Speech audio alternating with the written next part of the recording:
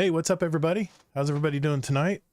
Thanks for joining the stream live. I know your time is valuable, and it's great to check in and talk in real time with everybody in the community that joins us. Red Solo Cup, man, I haven't seen you in forever, dude. How you doing, man? Good to see you, man. Good to see you. Yeah, we're doing it live, man. It's a totally different monster, that's for sure. Yeah, can you hear Kingsley okay? Red Solo, can you do me a sound test real quick? I am here. Hopefully YouTube's good because I'm fine other places. So if I'm not good on YouTube, it's Todd's fault. Meters look good to me. Okay. I do know last week though you had me muted or something temporarily on YouTube. I know why. It's I don't know what it is, but when I do transitions to a screen cap to one scene, it automatically mutes you, and I just got to catch that. That's all. Gotcha. It does that automatically. No It's the only worries. reason why it was No that worries. way. Well, I'm good. Thank you, Solo. Appreciate it, buddy. Yeah, man, it's good to see you, man. It's been a while. MC squared. Yes, thank you, sir. All right, let's get a podcast on here, guys. Let's do this. Let's go. All right. What button do I press? I forgot. No, kidding. All the buttons. I have to stress you out every week. You know, this is the great thing about this podcast is you're not stressed anymore because you don't have to worry about it. No, exactly. It's perfect. I get a little stressed for you because I'm like, I feel like you have an over complicated setup. No, but, I don't. It's actually very simple. Once everything comes together, it works out really well. But yeah, I get it. Just don't trip on the one wire that'll make all the other wires fall down. Well, I do not have this hooked up to a backup power. So if I get a surge, I'm screwed. I'll have to restart the stream. My old backup power supply went bad. I just got to go get a new one. I mean, they're not cheap, man. Those things aren't cheap, especially when you're powering Also everything. meant that software wise, just got to be careful. Like one little thing will like set a chain reaction of everything else. I know, man. Tell me about it. All right. JD Kent is back. How you doing, man? All right. I think we're good to go here. Let's do a show. Go. 3, 2. What's up, Guardian? Welcome to episode 295. Almost there. Of Guardian Downcast. I'm your host, ToddtheGatr, and I'm a day one Guardian who loves gaming and especially the Destiny franchise. We're the podcast that's all about your stories, your community, and your destiny. This week, I have my co-host, Kingsleymac, with me again this week. How are you, sir? Hey, I'm doing great. Glad to be here. Yeah, man, we got a lot to talk about tonight. A lot of new stuff in Destiny. My head is swimming, that's for sure. Lots to do. We'll get into that. We'll get into that part. For those of you who may have just discovered our podcast, we are a weekly gaming show with an emphasis on the Destiny franchise, and we like to sprinkle in some entertainment and other topics of discussion relating to our hobbies from time to time as well, like in our roundtable episode next week. But we have been producing audio episodes for nearly 6 years now, and as the game has evolved, we've evolved as well. So that means we do live versions of our show on YouTube and now on our Discord stage channel, and if not already, soon on my Twitch channel, ToddtheGatr. If you want to go over there and give me a follow over there, that'd be great. But I'm going to try to multi-stream to all three of these platforms at once because my OBS software allows me to do that with this latest update. So hopefully everything is going to work good. So we'll have to just see. But if you want to, find out more about our community, you can go to discord.gg/Guardian Downcast. If you want to join our community, we've had a ton of people, Kingsley, joining this week. I mean, a ton of people. And actually, I put one of our podcast clips out there. I think it was about crafting the one of the support frame. Remember that where I talked about the support frame and how we crafted it in live and stuff? Man, I got like thousands of views on that. So I was really surprised. Every now and then something blows up like that. No rhyme or reason. It's just the way YouTube operates. But if you guys of course want to listen on all your podcast apps out there, that is available every week as well. And if you want to go and listen to our audio episodes on demand, you can go to guardiandowncast.com to do that. In this episode, we'll start with the show with our usual weekly catch up, and next Kingsley and I will share our initial impressions of Act 2 Guardian games and the new Court of Blades. Of course, we'll go over any pertinent information in this Week in Destiny blog from Bungie. I'll be sharing yet another Warlock build that might be able to be used on other characters as well, but I put it on my Warlock, so we'll see. But I've only tried it on my Warlock. I'll go step by step and we'll build it together tonight. Finally, we have some questions from our community and any questions from our live chat as well as they pop up. It's another packed info show this week on this very nice 67-degree night here in Central Florida. Have to put the weather report in there every time for FUD. Oh, and we have our favorite uncle from across the pond stopping by with a 2-part Scum Death Corner as well, right before we leave tonight. So if everyone's ready, let's roll. All right, let's get into it here. Here we go. I'll start with you, Kingsley. All right, Mr. Kingsleymac, let's catch up in our week here. We don't have to talk about specific things to the story or Act 2, but anything else outside of that? What you been up to this week, man? Let's see. Well, I do have, not that anyone probably cares that much, but I'm on a new work and my AV computer where I do my podcasting and stuff. I got a new MacBook Air M4. They just came out a couple weeks ago, and I was up for a new model, and kind of nice to just have a better camera built in and some things like that. So I'm not using my iPhone anymore. But I was thinking about doing some upgrades on my PC also. There's a new video card I want. Mine's still really a good video card, but I just geek out on that type of stuff and get this new 4K monitor that I want. But I'm going to hold on that. Probably going to be spending a fair amount of money going to Vegas within the next month or so. There's so many things I like to do there that I'll be dropping a lot because I want to see at least one Cirque du Soleil show. I want to see at least a couple other things. And it's a great show. It gets expensive. So it is. Trying to budget and stuff. Nice. But no, that's pretty much it. I can't think of too much else extracurricular. I've been busy at the beginning of the week work-wise, and then finally today slowing down a little bit. It's just random, not any particular reason why one way or the other. I'm still a little concerned or worried if some companies might be I heard of a couple people getting laid off, and then I wonder too if like how funding will be, because a lot of the businesses I work with deal with funding. They maybe haven't gone to market on something. It's not like all my businesses, but I hope that people won't be spending less on business services going forward, but that's too early to say there. And no comment. We're just kind of in the spring rainy season right now where yeah, I mean, we haven't gotten really any snow this winter anyways. I've kind of mentioned that how it's been warmer than usual in the West the last few winters. The mountains have gotten tons of snow. That's where you need it. You don't have to have snow in the valleys, but typically we should, but we haven't. But this whole week's been like spring rain showers, like, 50s or 60s, and then no chance of snow really. Actually, tonight I think we may get like a skiff of a half an inch just in overnight hours, but it'll like melt, once the day starts again tomorrow. Okay.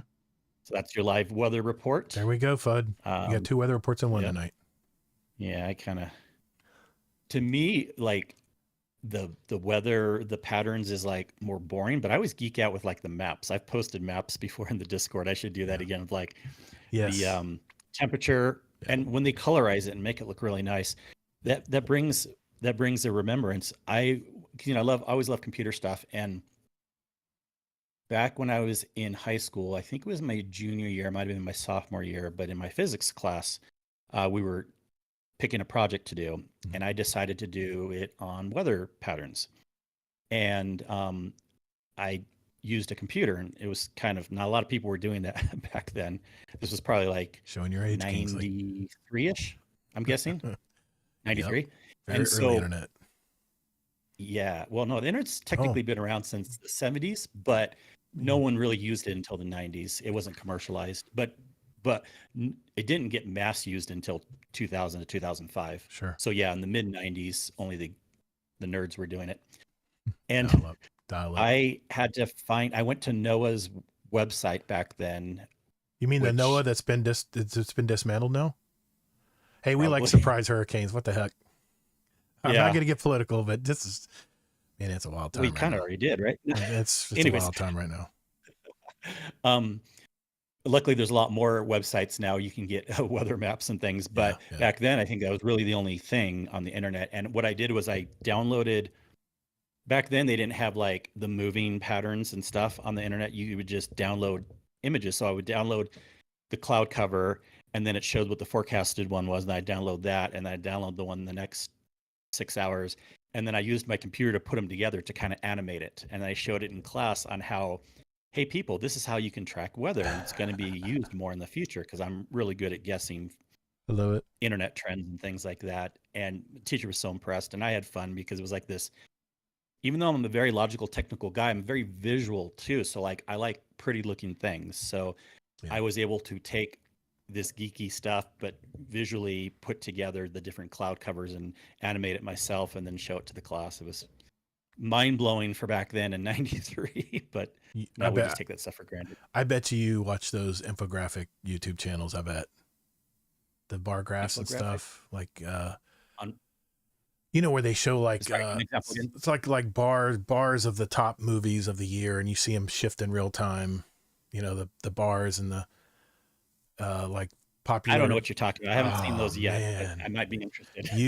I'll send you a link because I follow it. I get actually alerts to it, and they always have something out. It's like, you know, the size of everyone's army in real time from 1900 to 1975 or something, and it'll go it'll go month by, like day by day, and it'll just like rotate it's the coolest thing to watch. It's just, you're watching data. You're watching data in a picture form. It's the coolest thing. No, yeah, that those things are nice, but I like to take it even a step further. That's another reason why, even growing up and playing like the original NES and Super Mario and everything, I was like, this is cool, but I want even more. Where most people were like, they couldn't even imagine what more would be. They couldn't imagine video games getting better graphics. They couldn't imagine whatever. But I was like, I knew that there could be more just from seeing the real world and how much clarity there was. I'm like, I'm sure on computers we can get more clarity eventually. And so I've always been more on the side of graphics are important. And again, why I like exploration in games, because it's visually pleasing. I see new things, I interact with new things. And that segues into the last thing I'll just talk about this week is still really enjoying playing Split Fiction, playing it with the wife. Such a fun game. Like I mentioned last week, it was getting like 10 out of 10 reviews and everything. And we are just a little over halfway through it. We hit it for like an hour to 3 every couple days or so. And we're just having a lot of fun with it. It's such a great game. Anyone, even in the Discord, that wants to play that but hasn't bought it or doesn't have someone to play it with, I'll play it with you after I finish it with my wife, because what you do is whoever owns a copy of it, you get an unlimited friends pass also. That's so cool. You can only play with one person at a time, but then when you're done, you can invite someone else to be your friend and then play with them. And the other person doesn't have to buy it as long as one of the two people that wants to play together. You just send them like a download code, and they download the game on their whatever console or whatever they're using. It's even easier than that when you go to, and this is cross play also, so it doesn't matter if you're on Xbox, PlayStation, PC. I have mine hosted on PC. My wife's on PlayStation, but on whatever platform you want to play, if you know you're not going to buy it, if someone's going to invite you, when you go to this store to get it, there's the option of purchase or is the option of Friends Pass version. You just download it, and it's the same game, but when you first open it, it's just not unlocked until someone invites you in the game, and then you don't have to get the invite ahead of time. You can, but it's just easy peasy, and it works really well. You got to stream it with you and your wife. Just stream, do a quick stream, let people know what it's like. Maybe. Okay. Food for thought. Yeah. I'm not a big streamer, but it's fun to do just to show the community every now and then. But like my raid fails. Yeah, I liked streaming. Sometimes when we would raid, I wouldn't mind streaming in Discord, but I just not ever thinking I'm going to do like Twitch or YouTube. And I only stream if someone wants to watch something, but I'm not doing it to interact with audience because they can be a distraction, and I don't care. I'm not here to grow or anything like that. But I mean, no shade to people that like that, but that's not anything that I'm going to do. I mean, the basis of ToddtheGatr YouTube channel, if you go back in my deep archive, I've got like 1,200 videos on that on that channel over like, I don't know. Yes, zombie. 10 years or something. And it's crazy. I mean, I would stream just so my friends who didn't play Destiny or didn't play Battlefield or whatever could join, could jump in and see what's going on with the game. That's the only reason I did it. Never had a reason to build a channel, but then, like I said, when I was on the Two Titans and a Hunter, it just came to me. I said, I need to create some content for new players because the new player experience sucks in this game. So I need to create some kind of videos to help them out. And, here I am. It's, I mean, we still grow every week, so it's awesome. But, well, let's see, as far as my week in, let's start with entertainment because, my wife and I, we didn't watch any movies this week because she has had something to do every night at school. It's cranking up, man. Spring's cranking up. She's got science nights and she's had all kinds of school functions she's had to go. She went to the theme parks with my daughter this week because we all have annual passes to Universal. So I've hardly seen her this week. And in fact, tonight we went and grabbed something at the local joint just to get some dinner together and talk. But, we still plan on going back to see my dead friend Zoe. We got interrupted last time because her mom got hurt, but there's a new movie coming out next week. I'm telling you, this is a movie we've been waiting for a long time called Black Bag. It is a soda. Out tonight, tomorrow? I think it's next week. 17th, I think. Okay. 17th. Okay. And, it is a spy thriller. It already has a 93% from like 60 movie critic reviews, already has 93%. And we already knew this was going to be good because it's a Soderbergh film. And Soderbergh just puts some great movies together, great stories and character development, that's what I look for. Jimmy Rayner. There we go. How you doing, man? So I have been watching I just want to let everybody know 2 previously reviewed movies are coming out streaming this week. Our favorite film, Heretic, is now available on HBO Max. And remember I talked about a movie that really surprised me called Better Man. It was the Robbie Williams story, but they showed his body in an ape form. That is available today on Paramount TV. And let me tell you, that was my comeback movie for 2024. It was the most surprising movie I've seen. It was so good, but didn't do well at the movie theater because I just don't think they marketed it wrong or something. Something was wrong. But I'm telling you, that movie you do not want to miss. It's on Paramount TV if you have that service. Both will be, I got them both on my list. I'm going to watch them again because they were that good. Also mentioned that Andor season 2 will be out on Disney on April 22nd. And I know I said that last week for our Star Wars nerds out there, but I also wanted to mention that it has a really cool release schedule this time around. Every week, 3 episodes at a time are going to be released. So 3 on April 22nd, 3 on April 29th, 3 on May 6th, and 3 on May 13th. 12 episodes total for Andor season 2. This is probably the most excited I've been for a streaming series in a long time. And it's Star Wars, dude. I mean, they did it so well. So I did start watching Dr. Odyssey on Hulu. It's also on ABC originally. I have to say, is it back? Have you watched it at all or not? No, I know. I know season 1's over. I'm catching up. Exactly. So I love that show. I started watching. I think I'm on the 3rd or 4th episode now. I have to say it's like a mix of The Love Boat and House. Wouldn't you agree? Like The Love Boat, you get that warm feeling. Love Boat that much. Well, I think Grey's Anatomy and House or something. Well, they're both doctor shows. Never mind. Mainly because of Love Boat. Every week when a new Love Boat episode came out, and I know this is before any of you guys are probably alive. It's fine. I'm old. But every week you would have a star, like a guest star that would come onto the boat. And that's the way it is. You have this grand entrance to the boat, which is like a circular, an aquarium with like saltwater fish and stuff all around it. I don't know if that's real or not, but you always see who's stepping on the boat, the main characters, and you always kind of get a preview of who's going to be the main characters this week. And, it's pretty good. I love the characters. I love the 2 nurses and the doctor. It's a trio that all work together, kind of like the Pit on HBO. It's like an emergency room situation where they have to figure out what's going on, why is this person doing this, and it's pretty crazy. So one guy they rescue that falls overboard. I don't know how you fall overboard off of a damn cruise ship, but you must be an idiot. He was on Molly, I think. But anyway, but yeah, it's like they're trying to diagnose these mysterious ailments while on this luxury cruise liner. So far, I'm liking it. And I mean, who's not going to not like Don Johnson? I mean, come on, the guy's a legend. He's very. I think the bigger pull is Joshua Jackson, but I get what you're saying. I know. I like Joshua Jackson too. Now, JD Kent, if you don't know what Love Boat is, just Google it. All I can tell you is just Google it. You don't have to know what Love Boat is. You did a good job of explaining it. Okay. it's the 70. Oh, it's actually, yeah, 70s and 80s version of what we're watching now on Dr. Odyssey, I think. Watching Severance, just watched the last episode of Severance. Man, that show is just, it's so weird. Paradise, I saw the season finale. Yes, it landed well. I think JD Kent told me that last week. The finale episode, I did see it. It really was exciting. I'm really looking forward to seeing where that goes, because I think they've been bought for a second season. I'm really looking forward to seeing where that goes. That's on Hulu.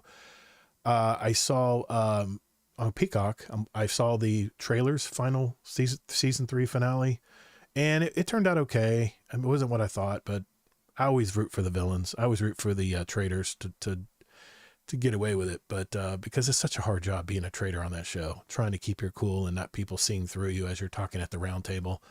But yeah, it was really good. So I got to wait another year probably for another season. Suits LA still's not landing really good for me. I'm giving it a chance. The Tom Hanks New Nature show, The Americas, try to watch bits of that every week, and it's really good. I mean, the cinematography, like I said last week, is really good. And of course, after the show tonight, I'm going to watch The Pit on HBO Max. Super, super good show. Really good show. Very dramatic. Gaming wise, of course, it's Destiny and Heresy. I did play the revised competitive Crucible mode with my buddy Warcry.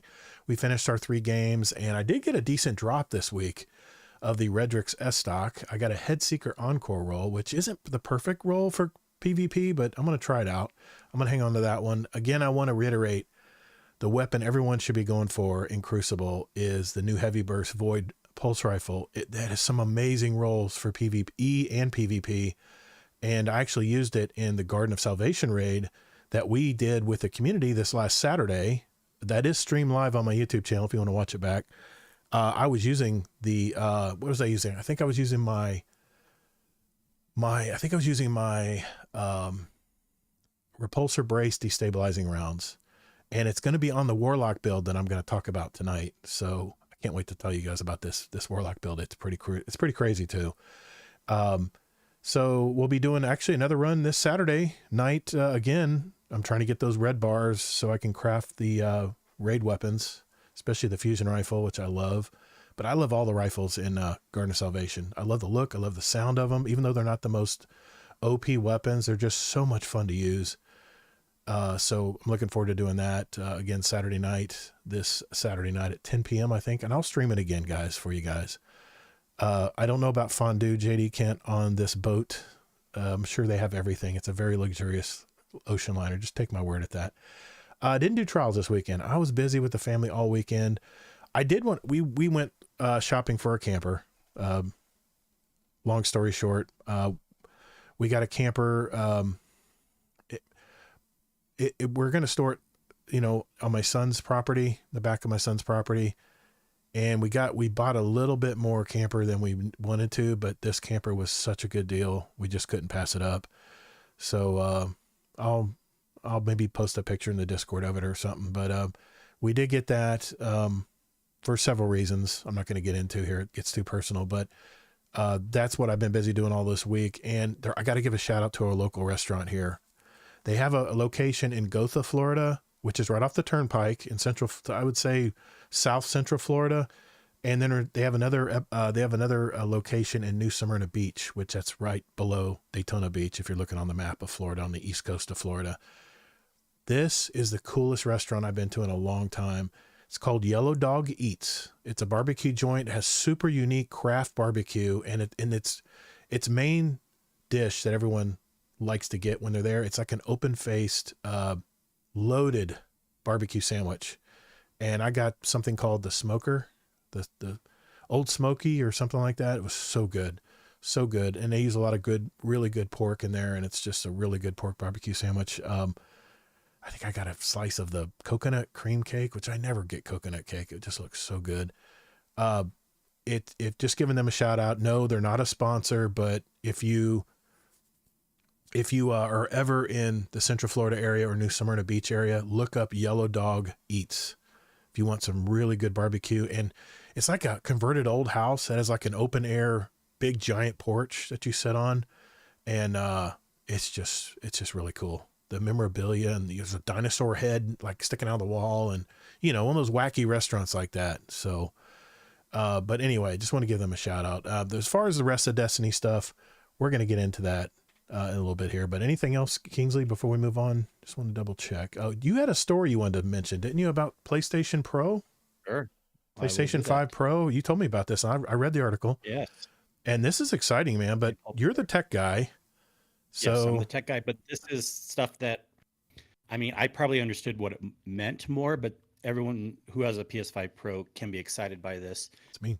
Basically, what's happening is Sony says it's going to add AMD's FSR4 upscaler to the PS5 Pro. Now, anyone who doesn't know, Sony PlayStation's used AMD graphics cards for quite a while. I think that even in the PS4 or the PS3, who knows? But in the PS5, the one that they use is equivalent to about like a 6800, or some would say like a 7700. It's a good one. It's not the best. Like the card in my PC is still better, but this card is going to get even better because what they're doing is they're adding something called FSR4, which is really only on the newest cards, even in the AMD line right now.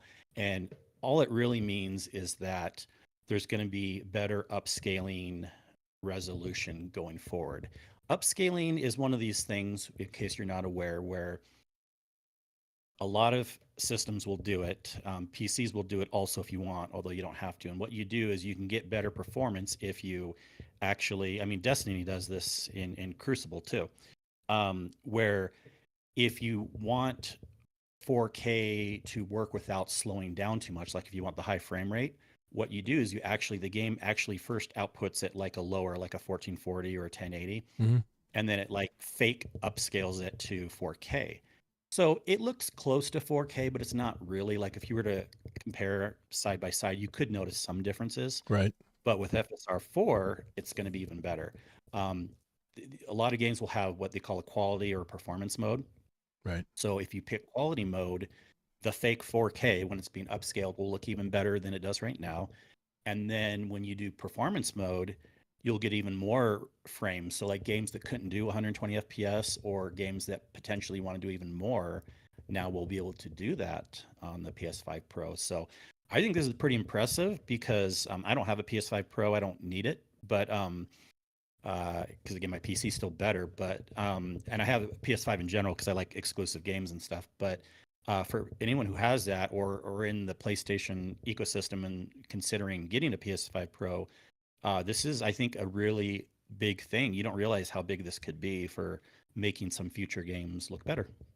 Yeah, it's the future of their gaming. I mean, they're what do they? I think they said there was some project there in a long-term project with AMD on this called Amethyst, I think it was called. I was reading your article. Project. So they're in it for the long haul to transform all their games, all their future console games into this. And yeah, I'm ready. I already got the PS5 Pro. I'm ready to go, man. Yeah, I love PS5. It's been a great console for me. I'm knock on wood. Can't hear that. I hopefully nothing goes wrong with it when I use it tomorrow. But yeah, it's I when you showed me that article at first, I was like, huh? But then I was like, okay, I see what they're doing here. They're actually improving more their PSSR into something even better, which I was happy to hear about that. Yeah. So yeah, I didn't care to get in all the technical details, but since you mentioned the PSSR, that was Sony's version of upscaling, but using AI. Technically AMD's is going to be better, and it's hard to get FSR. We're at FSR4 these days. FSR is a similar thing like DLSS, like what people talk about with NVIDIA and all that stuff. And just the fact that Sony and AMD worked out a way to get actual FSR4 on the PlayStation is pretty cool. It'll be much better. Speaking of Sony, did you know that Sony is the second largest company in Japan now? I don't know if you knew that. I saw an article on this. I always thought they were the first largest in Japan. No, they're not. They're right here. Second largest company in Japan, $153.87 billion. Do we know who the largest company is? Yeah, I'm looking right now. I think it's going to be, they talk about how they made Walkmans and all that. Yes, we know that. Thank you. Toyota. Toyota. Toyota's number one. Oh, it is. Okay. Toyota's the biggest company in Japan right now, which Yeah, I I own guess a that makes Toyota. sense. Yep. Yeah, I thought I'd mention that while we're talking about Sony, but yeah, I'm very impressed with what Sony's done, and I'm looking forward to seeing what they do in the future. By the way, I was wearing my can't see it, but I told you I was going to wear my Sentry jersey. I got that on tonight. This is a jersey. Since we're talking about jerseys they were giving away, I'm probably going to get another jersey because I love their jerseys are really good quality. I mean, this is a really good quality jersey. But yeah, just wanted to show you that. Okay, well, I guess it's time. Let's get into Act 2, man. I think that's what people came to listen to tonight. So we'll do that right after this. Hey, Todd, in my area, Black Bag's definitely coming out tonight, tomorrow. Really? You may want to check your area again. Is it? 1000%, it's coming out. Okay. Can even go to a screening tonight, but tomorrow's the official release date, the 14th, it says. Let me just check my AMC app. It'll tell me. Yeah. And the reason why I knew that too is because I was actually thinking of taking my wife to it on Sunday when I was looking earlier. Okay. Let me look at my local theater and see if it's delayed.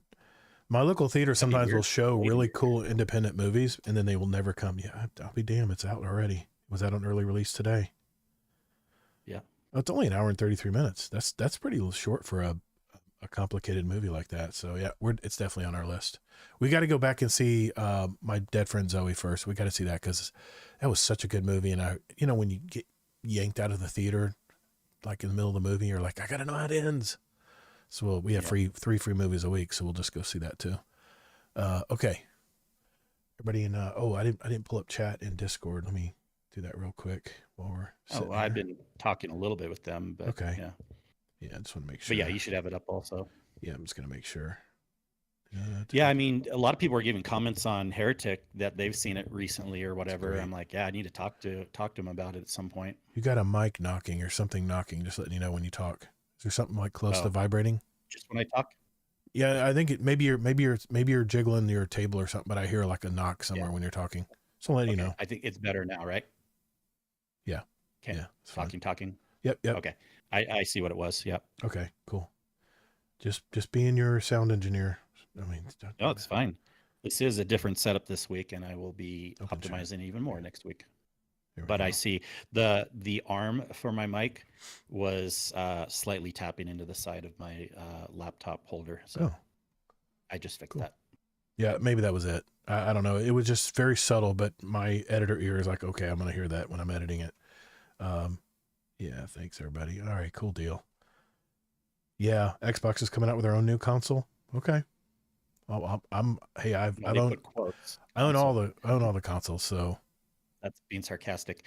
Although, did you see like the word on the street is the PS6 will come out in late 2027. That's what I heard too. Yeah, so this new FSR you're talking about is probably going to be built into all the new console. Yeah. Cool deal. All right. Do you mind if I go to you first on the story? Because you're further ahead on the story, I have a feeling, than I am. Yeah. But I have some comments. I have some impression stuff I want to mention too. Okay. All set. Here we go. 3, 2. All right. Act 2 of Destiny 2 Heresy is out this week. And I got to say, I'm so glad I didn't play it reset because it had bugs all day long. I was watching my Twitter feed from Destiny Help Desk. And oh my God, there was even the new 9 activity was popping up and people were playing it and getting like half finished guns. Did you see that? Astacross even put a video up. He was playing contest mode on one of the dungeons. Well, they talk about that stuff in the twid. Okay. So we'll save that. Okay. All right. My bad. I didn't see the twid yet. So no worries. Well, it wasn't all day. It was like 3 hours. I was able to hop in it when they fixed it. And well, I jumped in that night after eating dinner and stuff and sat down and played for a few hours. So I mainly played Guardian games my first night, and then last night I got back in. I said, "Oh man, I got to get caught up on the story because I don't think I'm fully caught up." Guardian games first, dude. It's Guardian games. Come on, it's one of my favorite activities. Anyway, exactly. It's boring. Anyway, go ahead, Kingsley. What were your first impressions, and how did you get started this week? Yeah. Well, I did go to Guardian Games quickly after because of that new activity, and I'll get to that, my impressions afterwards. But of course, I'm going to do the actual new stuff first. That came out. It's interesting. I like it in a lot of ways, and then in other ways, I'm like, well, it's not as cool as Act One. I mean, it seems like like every single episode, Act One always has the most stuff, and then when we get to Act Two and Act Three, they're not as new and changing things and cool of activities as Act One. And that's again why I'm really worried what's going to happen with Act Three. We still don't know that much about it, other than just a strike coming out.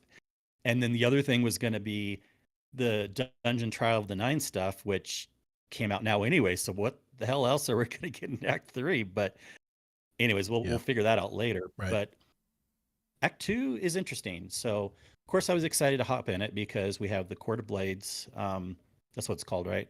Yep. And that's it.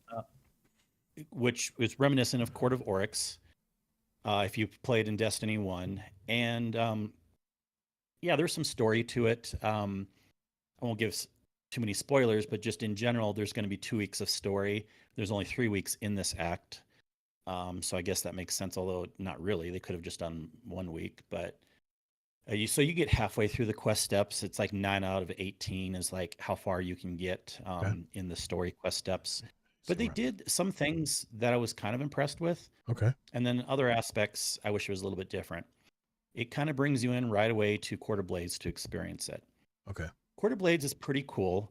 I like it. I like that it's shorter, but I kind of don't really like as much that we go to these separate 3 arenas and that there's only 3. I feel like,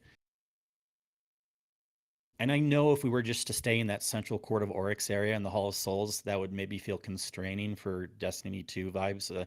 That's what it was in Destiny 1, people. If you never played it, like all the enemies and bosses came out in that little area by the stairs and by the portal, and you weren't going through a portal to somewhere else. You played just in the court. And so it's kind of a little jarring where like we're used to like, Hive and Taken and all this stuff. But now we're in the Dreadnought just for a little bit, but then we go through a portal to these other areas, and then I kind of feel taken out of it. Like it doesn't really feel like Dreadnought anymore. It feels like we're just somewhere else. It's funny you should say that because when I first played it, of course, that's the first thing they send you into in Act 2. Court of Blades, go, and your matchmaking, just like that. The first time I ran it, I forgot to go through the portals. I was like, I'm waiting for the bosses to come out of the portal, and I'm like, and the 2 guys I was running with, they're pulling me in. I'm like, what's going on here? I said, oh, I got to go in the portal. Okay. Sorry. Continue.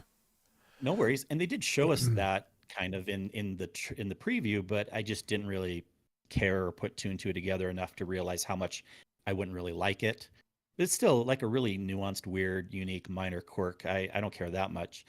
It can be a little confusing to people the first times you're running it. So I do want to explain a couple of the basics because I think, I'm really big with user interface stuff. Again, being a techie guy and I'm not a designer, but I appreciate designers and user interface is important to me because people can get confused if there's not a good user interface. And I don't know why the hell they're doing this, but when you go in, you have the little Hive statue to the left and to the right, not the ones in the hallway, but when you're down below. Yeah, I couldn't access them. Hive statue left and right, but then they have an A and a B. I'm like, that's confusing people because the A and B doesn't mean anything. I didn't know what to do. Well, you don't do anything. I'll tell you what you're supposed to do is you look at they're basically they're augments and then there's another word, not punishment, but there's like a word that's a synonym to punishment. And penalty. What you do is you look. Yeah, that's not that word either. I forget. If someone sees it, you can write in the chat. I was watching a video on it earlier, but what you do is you go near those statues. You don't have to walk up to them because again, you don't interact or do anything with them. But if you go near them and look at them and move your view, you see what the different augments are. And the augments are basically the special mechanics that you have to do in the encounter. Now, here's the thing. Most people haven't really been looking at those or paying attention, and you can usually get through the encounters anyways, but there will be times where if you didn't look at that, you may be thinking, why is this boss immune for longer than I think he should be? Well, you should have looked out there and seen that one of the things says boss's shield only goes down with like void damage or something. And if you didn't see that ahead of time, I couldn't. I was getting pulled in I went over to look at it, and the guy's already running through. It's just like a reason I hate Well, no, running no, no. There's strikes. 30 seconds. You can look at it, but if you Yeah. don't do it right away, you're going to get pulled. So there is time to look at it. Okay. But now they do kind of show you those augments, to be fair, when you're in the encounter on your upper left corner of the screen. Right. But there's so many things going on. I really recommend looking at them ahead of time. Okay. So there's two at first, one on the A side, one on the B side. Again, I don't know what the hell they're labeling A and B for. There seems to be no purpose. Again, when you put icons like that, people are assuming you're supposed to go up and do something, right? Why Right. is there an A and a B? But there's nothing you're supposed to do. Yeah. So yeah, and don't step in the circles until you're ready to, like Tajo says, Todd. Oh, When you're looking, they can't pull you in if you haven't stepped in the circle. There's 30 to 40 seconds of being able to look at all the augments and do okay. and then go behind, which I'll explain in a second, to do your buffs and stuff. But that tells you all the things to do. Okay. So there's two at first, one on each side, and then after the second time going in, there's four total. That's kind of interesting and odd too. I don't know why they just start with two total at first and then it's always just four after that. I don't know. They should have done maybe one, then two, then three, then four. So the whole thing's kind of a little weird there. I don't is. think like the design was the best, but whatever. You get used to it. Right. But what you do is you go and you do an encounter. Fast is the name of the game. This isn't like timed like encounters are timed, but there's an overall 10-minute timer. So if you're really slow on one of the encounters, you just won't be able to do as many going forward. So speed is still the name of the game. Kill everything as fast as you can, because the more things you kill, of course, the higher levels you'll get to, the better the rewards, yada, yada, yada. Right.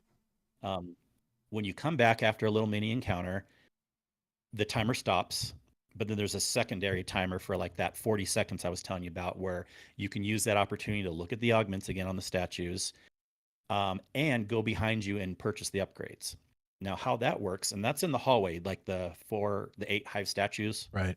And so you'll see people, I think that's a little awkward too, because you have to like jump behind you to do your upgrades. That was confusing. Whatever.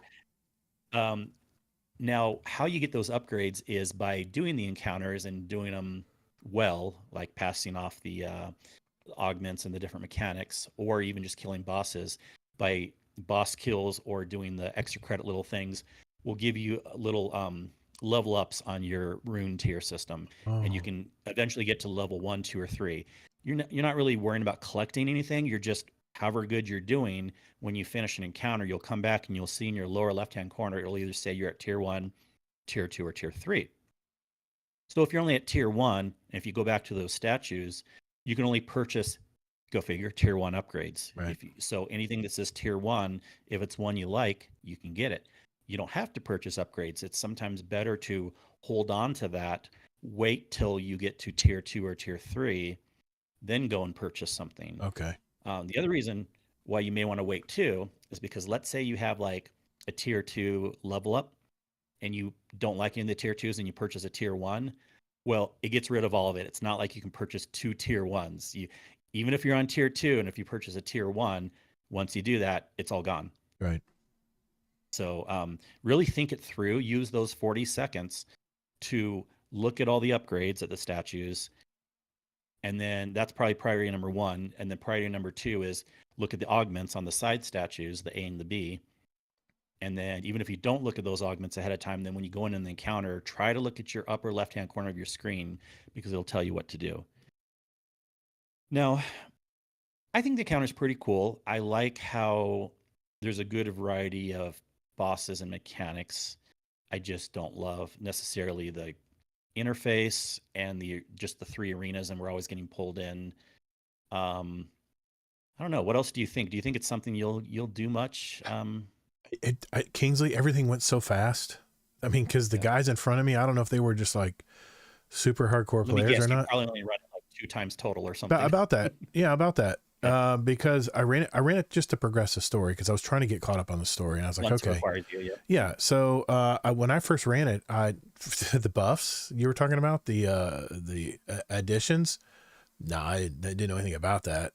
I mean, and standing in the circles, I thought everyone was waiting for me to do it, so I jumped in the circle, but there was no time to look around for buffs or There is if you don't go in the circle. They're Yeah. waiting for you, but you don't have to feel stressed. You look at the stuff before you go in the Yeah. circle. But And then I you'll be bet, wait a minute. So you look at the statue down in the Court of Blades, and then you have to jump fine. back up at the gargoyles at the top behind you to go If get you want to those? purchase an upgrade, you Jesus. don't No have one's going to to. wait for me. They're going to be shooting me Nope. with a gun. Saying, So come on. ignore them. There's a timer. That's why I And don't like I've seen people matchmaking. do that too. I've run it enough times where there's always usually one out of the three people that's doing something else. Right. So don't Right. worry about it. Don't worry about it. I should do a video on my merch collection. Yeah. I just like Destiny stuff, man. Destiny makes good stuff. So, I mean, you know, the jersey, this was a long time ago when Gambit, what is it, Gambit Plus or whatever they call it? I don't even know what they call it anymore because it's been taken out of the game for so long. I like wearing Destiny stuff. I like to represent Bungie. But now another thing I had a problem with, now I used, just for the record, I used that Warlock arc build that we talked about a few weeks ago. I was melting the bosses before they could even get to them. I had chaos reach like all the time, and I was just blowing through the bosses, man. As soon as I saw the boss out, and I go kill some stuff with grenades or that of course So that new that's sentry. probably because you play on PlayStation. The skill level's a little higher on PC, and the Oh, people here were we at my go. level. Console elitist. All right. No, I mean It's not elitist. no, but here's the thing. I had a question because someone talked about this in the Discord. I noticed the bosses had force shields, but I was blowing through their shields. Was that on purpose? Is that part of the augment or? It depends. Oh, Some you won't okay. be able to. Some Okay. you will. It really Right. just depends. You There haven't was played it one enough there was to one think instance where I had to. but There was one instance. Sorry to interrupt. There was one instance where I it's fine. had myself and another player had to step in circles on the right and the left, Yes. and one of our Yep. players was clueless, was just shooting stuff. I was like, okay, I'll go here and stand in it while I'm getting shot by the ogre, and we took his It shield really down and just took him out. depends. Yeah, I think even I haven't learned all the intricacies of it yet, and I've yeah, probably run it like 8 to 10 times total. A couple times with Sin, but like it's probably like 6-ish times on my own. And there's a lot of variety to it, so that's good. I like it. I'd rate the activity itself maybe like a 6 or a 7 out of 10, right. but that sounds low. But that's still, again, I'm not doing like an A through F scale. I'm actually doing I got a you. 1 through 10 scale. A 6 Right. or 7 is still pretty good. Okay. Um, but there's some things that could be better about it. I don't know how much I'll love it in the long term. JD, But yeah, JD mentions in the chat the upgrades from the slab are not super clear there. Man, I'm still trying to figure out that. I mean, I'm leveling up the slab. I think I'm on level 7 now. But the Tomb of Want, dude, I'm still trying. I'm running through that beginner mission to do these little things to give you certain things. I've got a lot of the scripture, the crumbled scripture. I got a bunch of those collected. But man, that is still like the scrolls. I have no clue how to get these scrolls on the second page of the Tomb of Want.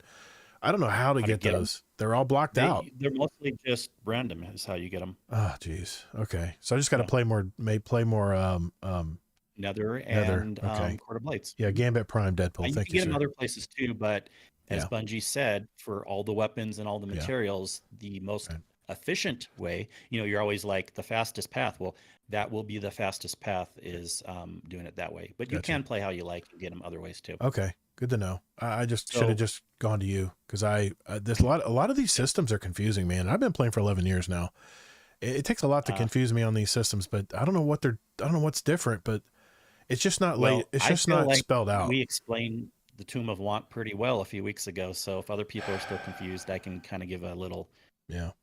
TLDR on it again if people want. It's just, I don't know. It's just, I'm not too confused about it anymore, but I guess I get it. But yeah. nothing's changed with the Tomb of Want since that Right. came out, but I will mention some other new things, which is kind of impressive actually. They added a whole nother um, basic. We're calling this the vendor, but the thing in the heiress apartment. Mm-hmm. They added a whole nother track to it. Like there's different versions. Yeah. So you can have resolve or ambition. And as you go through the story, you'll get to a point where this isn't spoiling anything because you're not like totally takenified, but you kind of like temporarily look like you're going taken. And of course, there's rumors of what's going to happen to us down the road, but they're just rumors anyways. And this isn't spoiling anything because it doesn't actually turn us taken. But when you do that, you switch from ambition to resolve, and then it's a whole new level 1 through 10. And actually both are to level 12 now. They added 2 new extra things. on the original version, and they Right. have a whole nother version. So that's more fun things. It's like a whole nother season pass for the vendor, and they're all new rewards and upgrades and things to do. Okay. So I thought that was kind of impressive, because I've never seen, usually the seasonal vendors, kind of like what we're calling this thing. A lot of times they could go up to 20 or so, but I've never really seen them make a whole new one like partially way through the season. Right. And it kind of is a twofold purpose because, again, one reason for doing it is because we're kind of this different version of ourselves. But another reason is just more stuff to do. And not only did they add more of that, but they also added the upgrades that you can pick that cost money, or not money, but cost whatever, season, or not season pass level, but vendor pass level you're at. Right. We talked about this a few weeks ago. So let's Right. say you're at level 10, you just cut it in half. You can do up to 5 points, right? So you can do Right. like a level 3 and a level 2, or you could do whatever. But they added a whole nother level down below for quarter blade stuff. So there's Yeah. even more things you can Yeah. upgrade and have fun with. Sigil More build shards. crafting you can do. Sigil shards seem to be the main currency for a lot of upgrading stuff, and you can get those all Yeah. kinds of ways. Just Yeah, they're easy. They're easy-ish to get, Yeah. especially again if you do the activity stuff. Of course, my essence of desire is capped at 50. Thank you, Bungie. I love that I can't get any more until I spend more. Yeah, but that's not an issue. You might as well spend it, Okay. and that isn't something that's hard to get anyways. So, Okay. Right. and then there's all that stuff. So it kind of takes you through some steps. There's some things you can do, little side things you can do. All in all, it was kind of interesting. I won't spoil this part, but it's worth getting through week 1 story as fast as you can. In fact, Todd, whenever you want to like group up, if it's tonight after the show, another night, Yeah. there is one of the better, I think everyone will agree, cutscenes of all time. Really? Once you complete the week 1 story. Well, now mentioning cutscenes. Sorry, not to cut you off, but I'm just got to talk about this when I thought about it. I did see the last final cutscene where Oryx. Spoiler alert. I mean, it's been 3 weeks.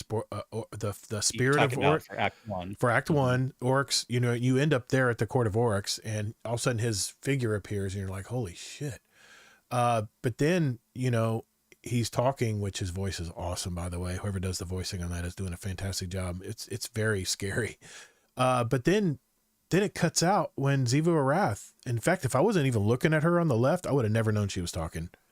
But because she's screaming, it's all in caps on the captions. It really takes you out of it, which is too bad because I know it was during the strike. But man, that sucks that they couldn't at least put some AI or something in there. Like, yeah, we mentioned that already too a couple weeks ago. But yeah, I know you're just running into it now. I know. I'm just not running into it. I mean, I understood what you were talking about until I experienced it, though. I couldn't really comment on it. But I mean, even if it was just like, no, you can't do that, or something stupid, I just really took me out of the moment. Well, don't worry, because that's not technically a cutscene anyways, the thing you just saw. That was an interactive thing where you're walking around. Okay. Yes, there was voice lines, but this I'm talking about is like a legit full cutscene. Nothing's wrong with it. It's like one of those things where it takes you out and into a cutscene, and it is one of the best ones ever. Well, and you see a lot more stuff with Eris and the Hive Gods and Oryx and oh my gosh, it's just amazing. I saw also the cutscene in the Eris's apartment where Drifter's like, sorry man, I had to give it a shot, trying to pull something. And I said, I'm out. Don't try to find me. Don't call me. Don't text me. Don't do anything. I'm out. And he just runs away. I'm like, oh man. Yes. Well, good for you, but this one's better. Okay. This one's better. I'm going to tell you where I'm at. I'm Act 2 Rights of the Deep on step 5 of 18, where I have to go around and get these shards. And I got to get one more of these shard. And I love this I love this because they give you different areas to explore. I did the Cosmodrome one right away because I love the Cosmodrome. I went around and killed all the bosses that they need me to kill, but I am at just looking at my quest tab here, and thank goodness they fixed that where you can go to your quest tab easily now again.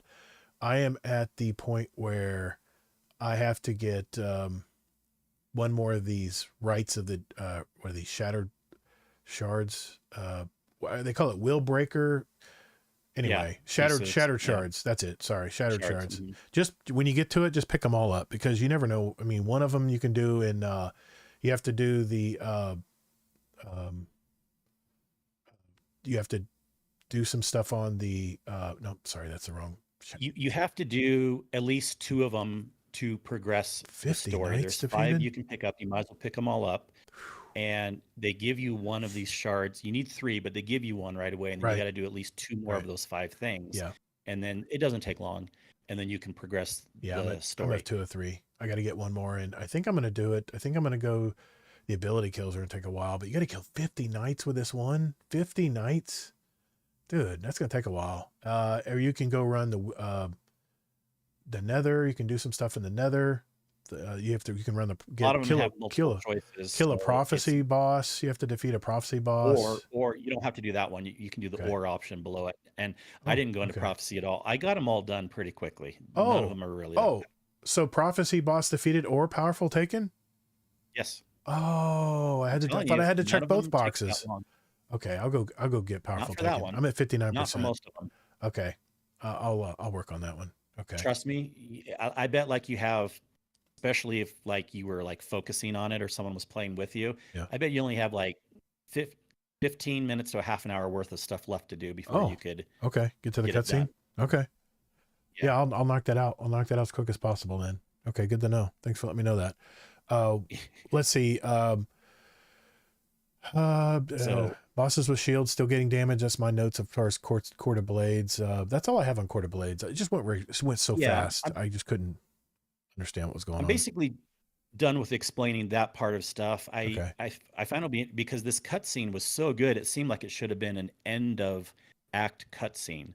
So since the story's continuing on next week, it'll really be interesting to see what happens, and maybe not much. And then of course in Act 3 we'll have some other amazing stuff or whatever. But I don't know. All in all, it's pretty good. I also noticed going around in Nether that some of the encounters they've changed up a little bit. All the areas are the same, the arenas are the same, but some of the actual little mini boss mechanics are different. Okay. And I was kind of impressed with that too. So like just little small things that they didn't necessarily tell us that they were changing that I'm kind of picking up on and stuff. Okay. So I don't know. I'm excited for. I haven't done this yet, but I want to put on some of those new artifact things, like the all the trace rifle stuff to power that up. Yeah. I haven't done that yet, but I'm gonna take away some of my other things that I don't need as much, so I can. Because we all agree they should give us at least 2 more, if not 5 more, when they open up more things. But let's. I'm sure I can find some that I don't care about enough that I can add them to that bottom level. Right. And then, oh yeah, one other thing, and then I want to get to Guardian Games, but this is kind of like seasonal stuff too. You can progress the catalyst for the Barrow Dyad now too. Yes, I was going to ask if you did that. I did, and it's really odd. I want to know what their experiences was, because I had the impression from stuff I read from Bungie, and I even thought I saw something else again today, that we would have to go into the exotic mission again. But for some reason, for me, I just got the rest of the Osium fragments that I was missing, those little ghosts in the Nether. I'm working on that too. And then all of a sudden, when I finished that, the whole rest of the thing passed off, and I got 3 and 4. Yeah. And there was no other steps telling me to go back into the mission. I got the game open too. I'm going to look at it. I think I opened it up too. Did you know anything about that, or does anyone else know? I think I grabbed enough of the fragments as well, and I think I'm on that part too. You're talking about. You're on a part, or it went away? I'll tell you where I'm at. Mine actually went away. There's no more parts. Let me see. I'll tell you what. I completed it. I'll tell you what I've got Didactic Ascension, Unbreakable Will acquired. Enhance your control of upgrading progress along the Path of Resolve. It's the exotic quest. Do you still have the exotic quest in your? It's the yellow one. Yeah, it says Didactic. It's a quest. Acquire the Unbreakable Will upgrade from the shaping slab. Okay. Yes. Okay. You have to do that too, but I did. Okay, so that's one of the new level 12 things. It's not confusing at all, guys. It's not confusing at all this season. No. That's not confusing to me. Okay, fine.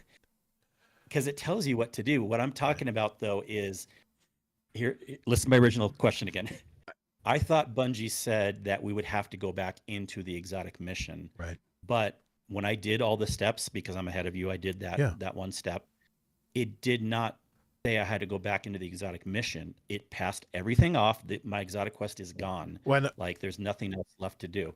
I could have sworn it said I can go to the shaping table now and upgrade something. I think that's what it said after I collected enough of those fragments, because that opened up I'm not something. saying what it said. I'm saying what Okay. Bungie said. They Okay. told us that we were going to have to do the exotic mission again. Right. Okay. So, and that's why I'm confused. Did mine bug out and I just got lucky, or did I'm curious if anyone else completed it too? Like, or they're like, oh, or tell me something like, oh, Kingsley, yeah, even though you got all the things, you can't fully use them until you go on the exotic mission again. That's what I want to know. But there's nothing telling me to go in the exotic mission, so I kind of don't know if I'm supposed to or not. Yeah, I'm looking, see what the unbreakable will is. The shaping slab. Okay, well. Anyways, that's just what I was curious about. Yeah. Okay. Supposedly I did everything right. Okay, so I don't know why Yeah, Bungie said Scarlet Maddie said, Kingsley, you did everything correct. Okay. Yeah, that's what I just said. But okay, then tell me why Bungie was saying we were supposed to go back into the mission. Later, Tajo. There's a different secret mission. But that's not what they said either. There's a different secret mission, he says. Yeah. What's that in relation to? Is that in relation to all the masterwork? Takes you into the mission as a secret thing. I mean, you don't have to spoil it, but like, is that for the stuff that Bungie was talking about? Because again, I don't think they were telling us a secret thing. They were just saying to progress with the Barodiad, you would go back in the mission again. Like a secret perk, maybe? Is that what you mean? He's still typing. Anyways. We'll see what he has to say, but yeah, no worries. I don't have to focus on it too much. Or just, you know what it is there's just so much to do in Destiny right now. So much to do in Destiny 2. And you just have to decide what you're going to work on every night. You know, that's the way I play Destiny now. I work on stuff every night before I go to bed. So obviously the next thing I'm going to do is finish the story, because apparently that cutscene is awesome. And I think even Astrocross and some of the other YouTubers are like, man, this game is cooking right now with this story. So, okay. I can't wait. That's why I always think you should do the story stuff first. I always kind of laugh. I mean, I get people like PvP more than PvE, but like new games come out and they just go into PvP. Like Final Shape comes out and people go into PvP first. I'm like, huh? You should be checking out the story first. I know. Well, you know what I think you know what the problem is, Kingsley? Every episode we've had some way of doing things differently, and I think people are just give us something consistent that we know, the Bungie way of getting things done. I don't know, maybe they're just trying to purposely make things different every episode to make things to create a newness to it. I don't know, but anyway, it seems like I have to learn something new every 3 months, some new system or something. But anyway, but I'll finish the story, and then I think JD Kent says, what's confusing is how Barodiad gun trait changes depending on the path at the slab you choose, and Eris is flat. That's interesting. Well, yeah, that's kind of, but I think it's really cool that you have, that's kind of what I was talking about. You have ambition and resolve, and along with another track of rewards and stuff, and other upgrades you can do. Right, you mentioned that, right. Okay. That is very unique, and I think that is actually pretty cool, JD. Like, I could see something, this would be so cool, like if at the end of this whole episode, we have like a choose your own adventure, like a path you want to stay on, that you kind of, not that you can't switch back and forth, but we're doing some final mission, and whatever path you pick, it'll be different, either your interaction in the mission or how you complete it or what you can do. Can you imagine this? It's like a little mini, like a 3-person encounter, or even better yet, a 6-person encounter.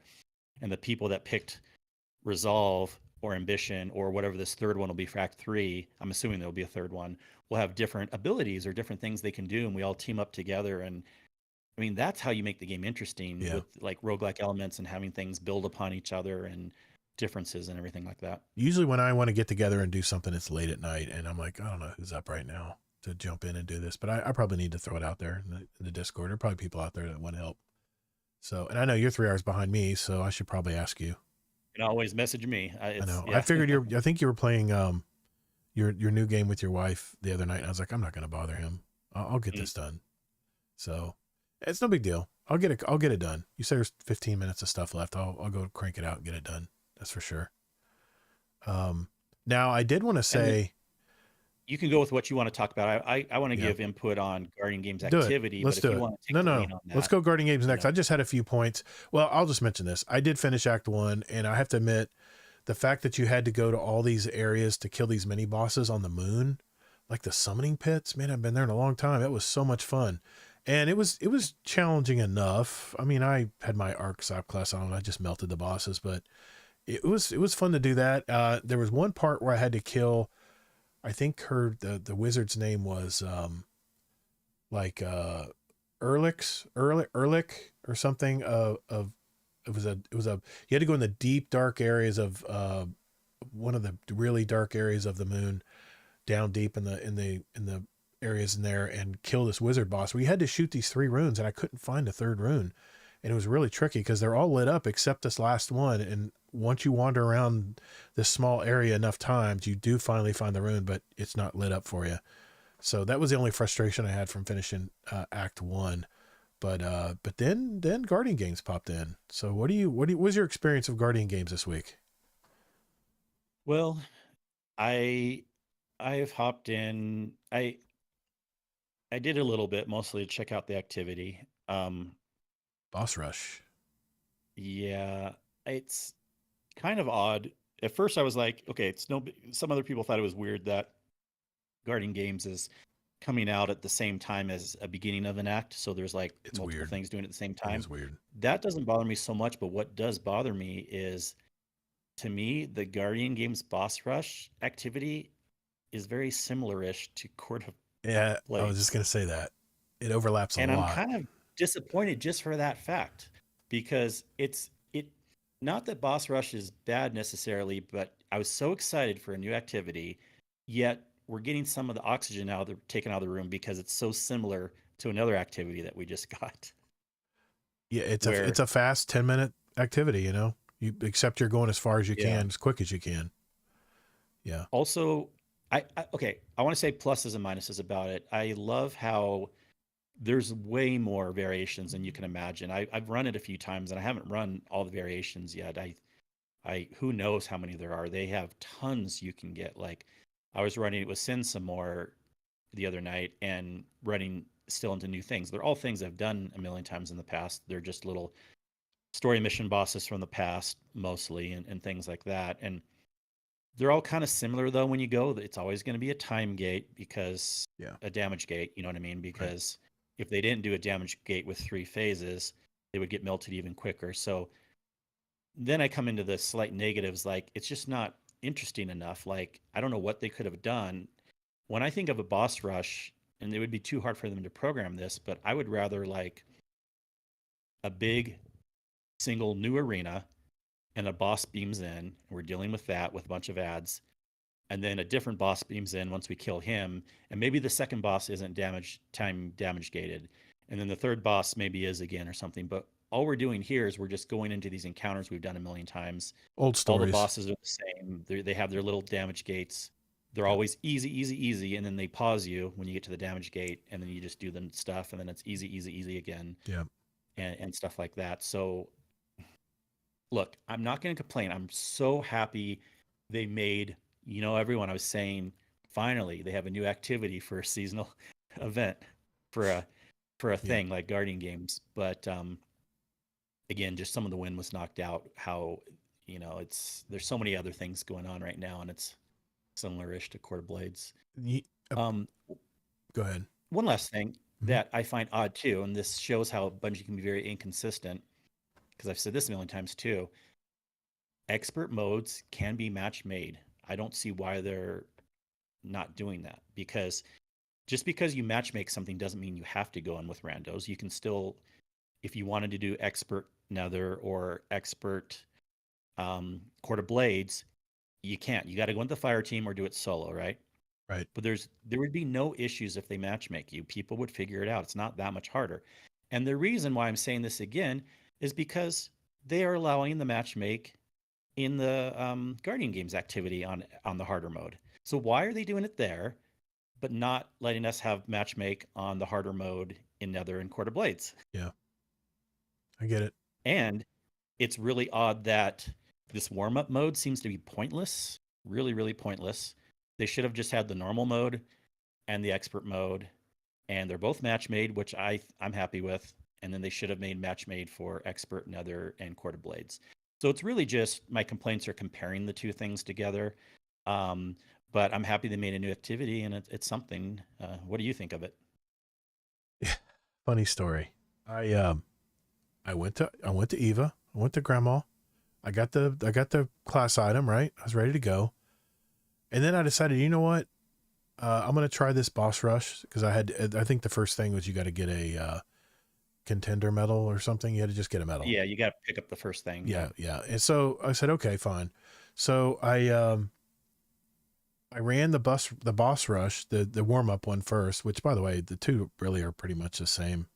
Why they have two and then an expert mode, a third. I don't understand why, but I ran in the first boss rush mode and it was very quick. It was very much like Court of Blades, very quick. Boom, boom, boom. Kill the boss as quick as you can. Who cares about all the ads? Just kill the boss. And I did that. Got to the end, and the end, as far as you go, at the end, they send you back to the ghost area at the new world in the final shape. Well, and the original D1 tower. Well, yeah, exactly. But the version of it, yeah. I'm just gonna grab it. I'm just gonna look at it right here. Well, they send you back to the staging area for the Pale Heart, where your ghost is, and where you check in with your ghost. But it is the old tower. Yes, I'm sorry. Yes, in that world. And I'd go up there and I'd get a hullabaloo or something, and I'd say, mm-hmm. I don't understand. Why did I get a medal? And I used Dim to switch over my Arc subclass because I wanted to burn through things, and I forgot the Arc subclass removed my class item. So just a little public, statement out there. And I don't even run this. Make sure that class item is equipped, because once I ran two of those suckers and I'm still like, what's going on here? And then finally I said, oh, class item. I ran the third time and then boom, everything unlocked from there.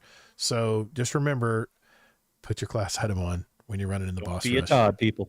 don't do what I did. Yeah, exactly. I thought it was okay. There were revisiting the old stories. It was fun. Like, shooting Gaul and stuff was kind of neat. That room was kind of fun. I knew exactly where to go because I ran those missions so many times. I knew where all the places were. Yeah. A lot of the newer Guardians I was with were right down there in the middle. I'm like, get out of there, dude. Because I wasn't communicating, but I was up on the side just throwing arc everywhere, man. There was nothing getting near me. And I even put my fusion rifle on, the fusion rifle that sends traces back at you.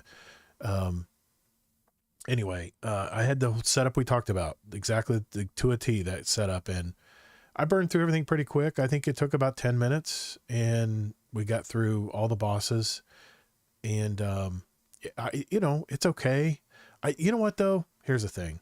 Yeah, that one's okay for me. I give it like a 4 or a 5, maybe a 5, but yeah, it's just okay. Once you unlock the first, if you get the contender card, if you unlock the very first thing on your contender card, by the way, they literally give you I'm pulling it up. They give you a really loaded trace rifle through the Guardian games, and it is I'll just show you what it is. It is it's the Curanios. Okay, that's how you say it. Recycled energy detonator beam. I mean, come on, that's a great roll already.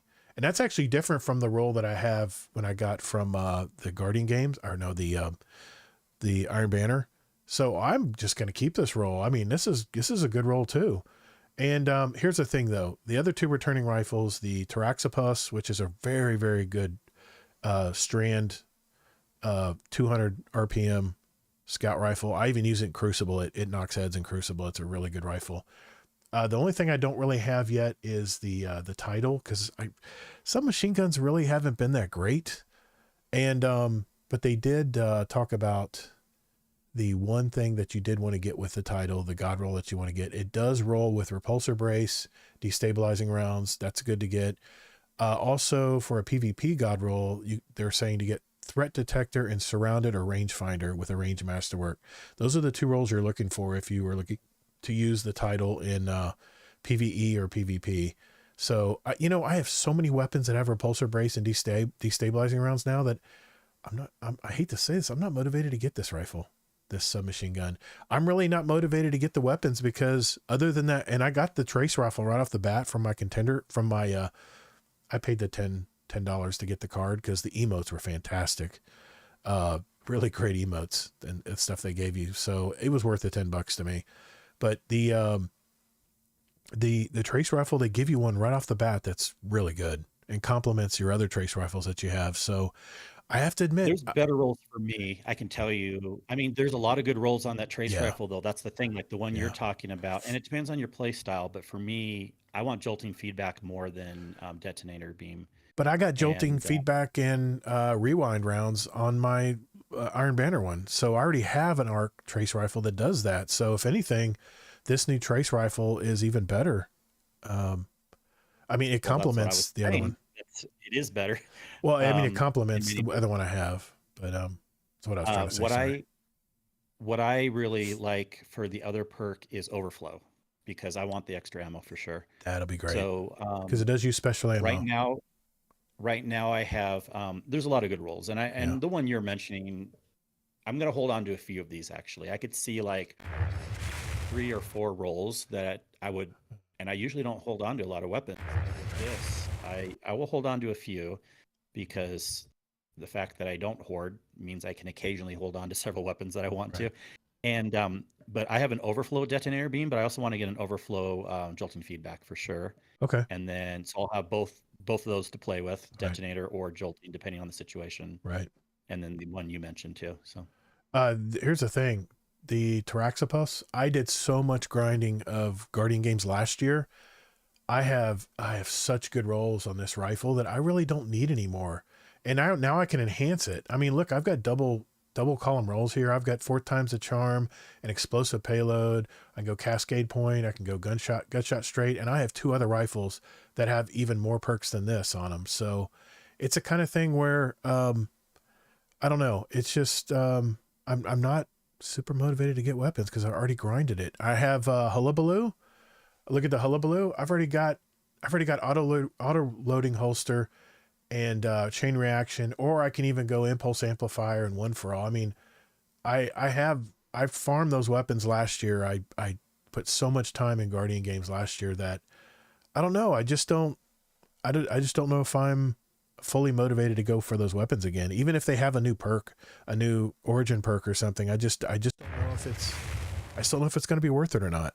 So I'm just going to play the boss rush because it was a fun activity. But man, I hate to say this, but other than unlocking my contender card, because there's some really good stuff they have in the contender card, whatever the card's called. The Guardian games card you can purchase for 1,000 glimmer or 1,000. I'm just going to complete that because there's a lot of rewards in that I want. And then I'm done. I'm just going to go back to playing the Heresy episodes and so you all don't this stuff. care about playing just to help warlocks win? I mean, I don't care. Dude, I don't care about But that anymore. I have all 3 characters. I mean, I remember I'd drive Hazel crazy. I would, if the Titans were winning or they won for the whole thing, I would just go to get my Titan character, put on some nice armor, and take a picture of myself next to the statue or next to the thing being the highest. It doesn't matter to me, It doesn't man. matter. Everyone has all 3 characters, but Yeah. like you got to pick one that you like the most to win. Because wouldn't that be Obviously, nice if Warlock won? obviously it's Warlock, but Yeah. But I don't just, care either. I just don't I'm just care. pushing the issue. I'm just being honest. I I just certainly don't care. I don't care who wins. I really don't. Cause that little statuette, next to Shaxx has changed so many times. It doesn't really matter to me. And what do we get for it? Yeah, 99 cap. It's just kind of a seasonal activity now. So what I'm doing is, all right, hold on. I'll go back to sharing my screen one more time here. It is, the card I'm talking about is, if I go to quest here, I mean, look at the rewards they give on this card.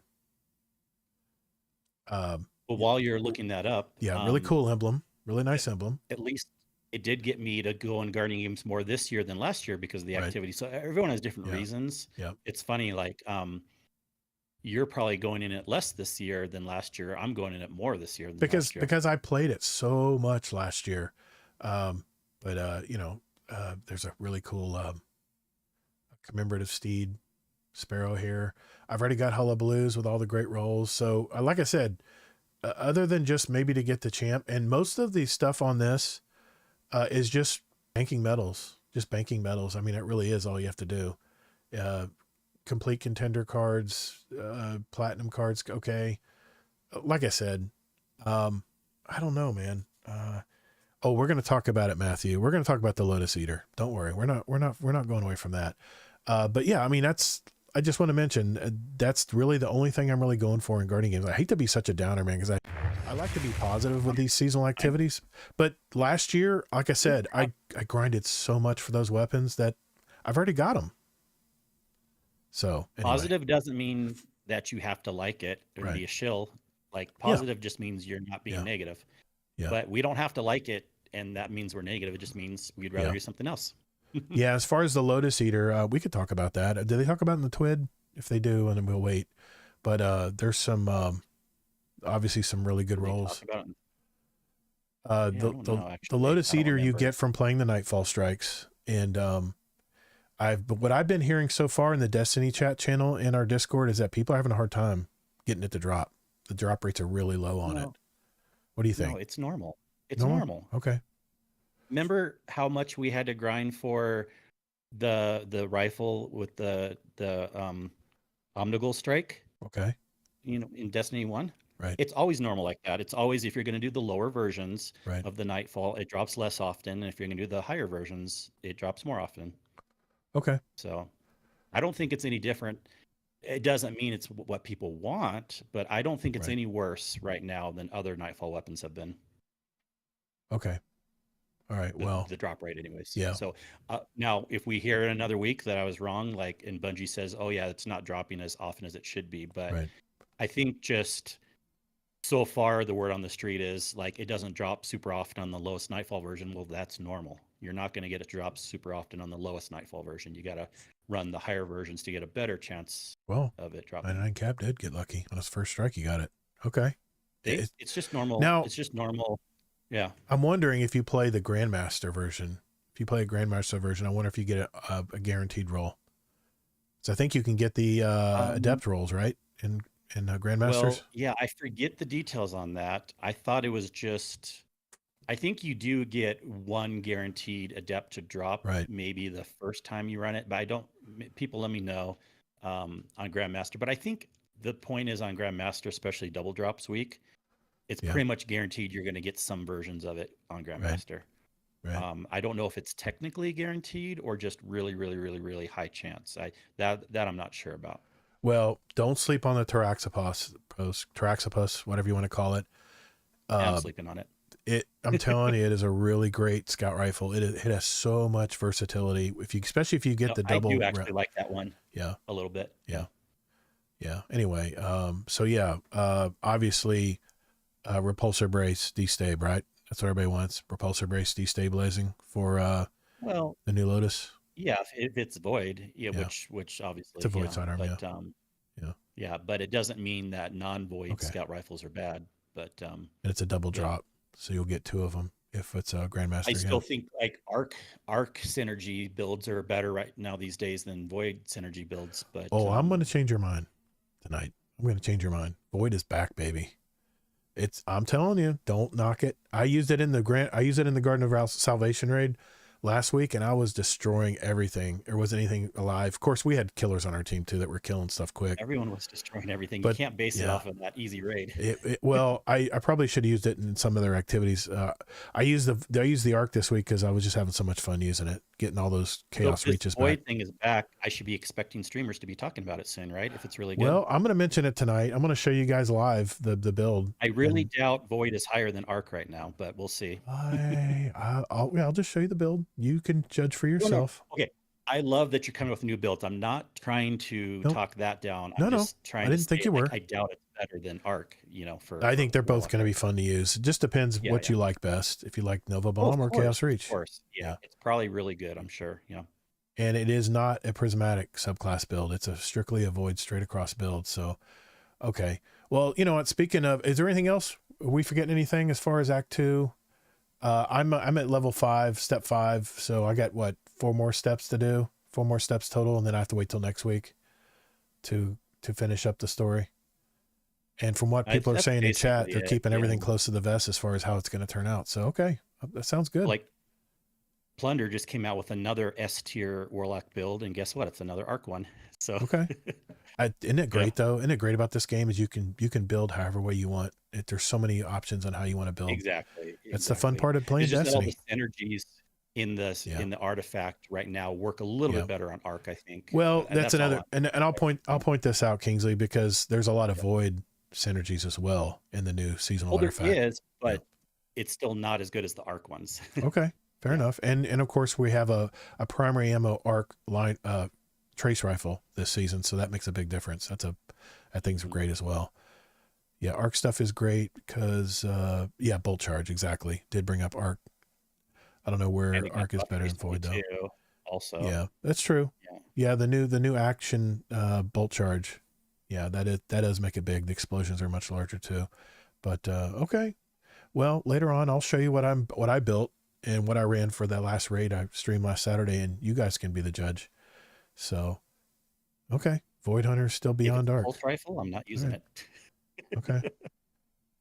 Okay. Scarlet, Maddie did mention, I feel like watching Act 2 stream again because I don't know if they said we would be doing Do You Realize again, but you're right. They kind of gave that impression, but I think that the different slab and shape of ambition is maybe what it's supposed to be.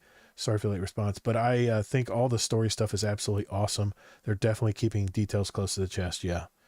Yeah. Zombie, you're going to have to be my wordsmith, buddy. You're going to have to just whisper in my ear.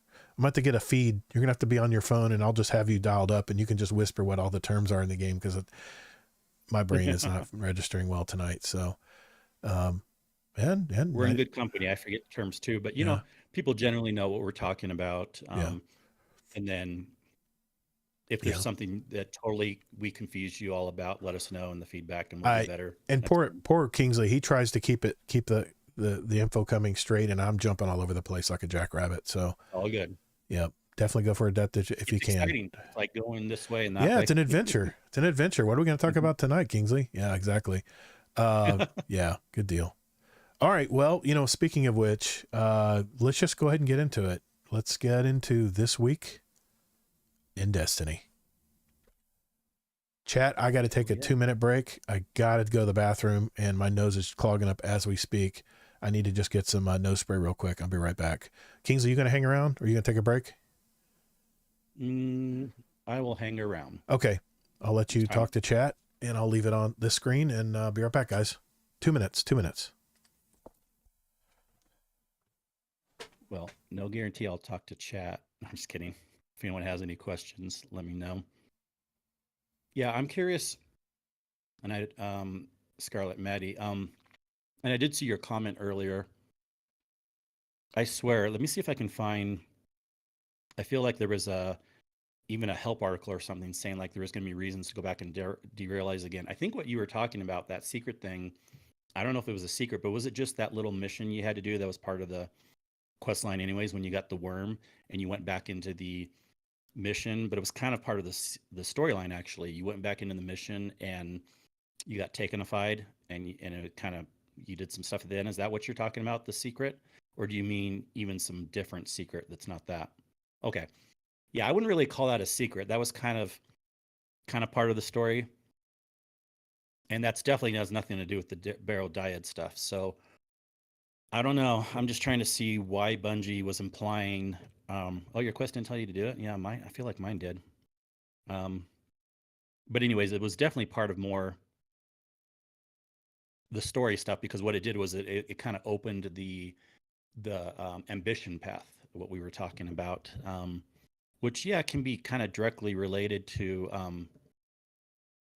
I found the worm too, but I do know that if you didn't find the worm ahead of time, I was watching a video today, supposedly it would tell you to get that eventually. I don't know, maybe not, but let me see if I can find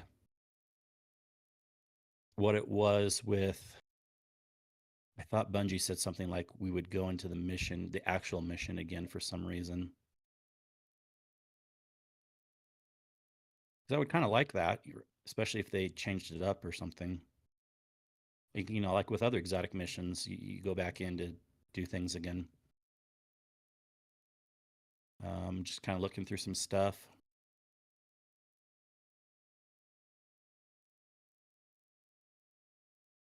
I don't know if I can find that right now, but I really feel like, or maybe it was actually in the TWID. Let me look through the TWID. I know we're going to be going over that soon, but I'll kind of preview through it and see if they say anything about it. All right. Oh, yeah. So we'll talk about this in the TWID coming up, Todd, Okay. but it was actually in the TWID where I also saw this, that I'll just give you a preview of the line. They say there's a new catalyst for Barrow Diet, so it's the perfect time to go back to the exotic mission if you haven't, and unfold more of the forbidden secrets in the Dreadnought. Oh, But there's nothing no. to do with that, the quest step. That's Like what you're my saying. quest You step said is your gone. quest step just disappeared, right? Yeah, so Okay. I'll have to check raid Right. secrets and see if there's something else going on, maybe that we just don't know about. But I just don't know why they were implying in the stream and also in the TWID that we're supposed to be going back into the exotic mission, like the full exotic mission. Okay. All right. I'm going to share my screen again. So we'll go over to that. Let me, okay. Okay, here we go. 3, 2. All right, This Week in Destiny for March 13th, 2025. This Week in Destiny, we're playing Act 2 Heresy, and we guess we're doing the same. Have you gotten the new catalyst for Barrow Dyad? How about some Guardian Games weapons? Are you ready to play? Are you ready to check out our topics for today? Here we go. We are ready. There we go. Everybody here? Okay, good. All right. How about that early Ride of the Nine? Okay, so they're laughing at themselves. That's good. Act 2's arrived. Upgrading your Guardian Games class item. Okay. A bit more on PvP tuning. Removing exclusive full screen. Sunder Doctrine show match winners. Guardian Games Rushdown Roulette update. Check our latest Bungie rewards. Let's celebrate Women's History Month, and the next bounty for good is here. Well, that happened. Tuesday was full of surprises, wasn't it? Act 2 shipped with new activities, rewards, story content, plus Guardian Games went live, and somehow the Nine decided to throw a wrench in our machine with an early preview of Rite of the Nine. Their will is their own. As far as how this happened, we'll keep it short and sweet. Some of the earliest iterations of Rite of the Nine activities snuck their way into update 8.2.5. Most of what was seen was a placeholder. The weapons were very, very underdeveloped. Weapon rewards all feature temporary art and fake perk rolls. The user interface is not what we're planning to ship, and difficulty options don't have the tuning passes that we planned for Explorer, Eternity, and Ultimatum modes. While this was a fun moment for players to explore what we're planning, we're very much looking forward to everyone getting their hands on the finished activities. We hope you enjoy this little unplanned surprise, even if it doesn't represent the whole package. Pardon our dust. As a final note, for all of you who got your hands on the weapon rewards early, we won't be removing them from your inventory. When Rite of the Nine ships, perk rolls will be updated across the board to prevent some of the rule-breaking combinations. In other words, incandescent or chill clip on a void shotgun. Holy shit. But you still retain these rewards on launch day. Stay tuned for future announcements on the actual Rite of the Nine launch date, which is only 3 weeks away. I mean, it's 2 weeks away now, probably because we're toward the end of the week already. So Did they say the beginning of Act 3? Or I was assuming it would. Maybe they no, did say the beginning of I Act know 3. Yeah. Rite of the Nine was an Act 3. That's an Act 3 event. Yeah, but beginning or sometime in Act 3? Did they Yeah. tell us like when? In the developer update, I had notes where it was considered part of Act 3, like a sneak peek. So that's all I know. That's all I got so it from may it. not be the beginning. Yeah, it could come later. Yeah. For all we know. But how's Act especially since 2? Act 3 is going to be long, right? See, here's the thing, man. On that point, and there's a question later on from our Discord that I'll come back to, but the fact that they're jamming in so much stuff into Act 2, and we don't know what Act 3 is going to bring us, but I have a feeling they have something they're not telling us. Something has got to be up between now and July. Think about it. This is the last episode of the Destiny 2 Light and Dark saga. There's got to be something they're not showing us that they want to surprise us with, because there's no way, and I think you'll agree, there's no way that Act 3 is going to carry us all the way to July, or June or July. Would you agree? I mean, we're going to get bored so quick of that stuff. Well, Or do to we have a answer that choice? question in a bigger answer, even last year with the stuff they added, it didn't carry me through. But Yeah, Into the but Light. and also, just because they didn't show us anything yet, that doesn't mean there's a greater chance that there's something coming. Okay. If there is something big coming, start showing us now. Like they already was teasing other things in Act 3, so it's like I don't know that. Yeah, there could. I think chances are there'll be something. I don't know Right. that it'll necessarily be big or amazing. But just because there's something, that has nothing to do with why Okay. they haven't showed us it yet or not. So I don't know. Okay. Just because, in other words, what I'm trying to say is just because they haven't shown it yet doesn't mean it's some cool, amazing thing, because they're always going to show it to us ahead of time Right. anyways. It's not like they never don't show things ahead of time. So, you know, nothing's ever true secrets anymore. Like they Right. always do at least a week ahead of time, or sometimes they even do more ahead of time. So, um, I don't know There's no on reason that. for Bungie to stop that. There's no reason why they couldn't just surprise us. I don't know. All I know is they're going to have to hype us up going into Frontiers. There's a lot of players that are hanging on now saying, should I keep playing? I mean, I don't even know what's coming up around the corner. We They don't needed know. to have been hyping us up these last 3 months. I agree, man. But the fact Yeah. if we follow the calendar or the days left on the season pass, that puts us into July. So I'm going to assume that we're not getting it until July. So, which is good because I'll be July is back from the even UK then. So, yeah, and July is even later than a year. A year would have been June. true. So even technically, if it comes in July, that's not a bad delay by any means, but it's still I a don't think so. delay Yeah, true. on that. It's just that Um, Act 3 being that many days, I'm thinking, what is going to be in Act 3 that we're not seeing other than Ride of the Nine? I'm sorry.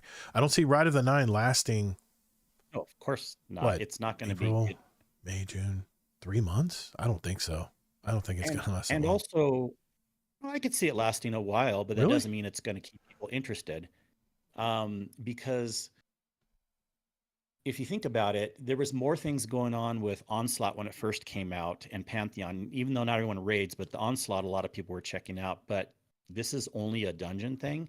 A fair amount of people kind of like dungeons, but Yeah, you don't cast as wide of a net without having something like Onslaught also. true. And so this can't hold us over no matter if it's 1 month or 3 months. We got to have something else too Right. to be interesting. But okay, maybe this is the time to talk about it. If you want to Go talk for about it. it later, that's No, fine. go ahead, man. There are some rumors about when we're going to get a reveal on Frontiers and when we're going to get a reveal on not Halo, Marathon. I think, okay. I Have you heard those rumors? I want to hear what you're hearing first. I know that they're probably going to have their own, what do you call it? Like a big live stream or something. I think they're only going to have that exclusively for Marathon, and I think it's got to be coming up soon. But what are you hearing? What are the rumors you're hearing? Yeah, the Marathon one is supposedly coming up soon, maybe like 1st of April or something like That'd that. be great, man. I need to hear Yeah. something because I'm a Didn't you PvP originally player. say you thought it was coming out in the Game Awards though, the end of the year? I thought it would. I thought that would have been the most perfect time to talk about it, but apparently there's more of a delay than we're thinking. I mean, if they're still sticking to the delay, they're giving us the info now, and it still comes out in the fall, maybe. if they're still sticking to the extraction shooter, unless there's something about this extraction shooter that's so different than the others, or it brings that bungifying process that makes everything feel good and look good, and maybe there's something more to it than just playing an extraction shooter, then that there's got to be a reason why we're waiting. So we're still waiting for it, because the extraction shooter genre, I think, is outplayed. I mean, it's been played out. So that's always the fear of developing a game years in advance, because you don't have a crystal ball. You don't know if that game type is going to be hot by the time you reach your release point. So well, look, if we're getting a stream in April, it's not going to be that far out. It'll be like hope fall not. or something. I hope not. Yeah, there's no way we're getting a stream in April for like end of 2026. I mean, Battlefield 6 or whatever they're going to call it is already having play testing right now. They're saying September of this year Battlefield's coming out. So, I mean, there's so much stuff coming out this year. It's going to be tough, man. And if, God forbid, if GTA 6 comes out, they're going to kill everything. Maybe everybody's jockeying around when GTA is going to make a formal announcement. I don't know, man.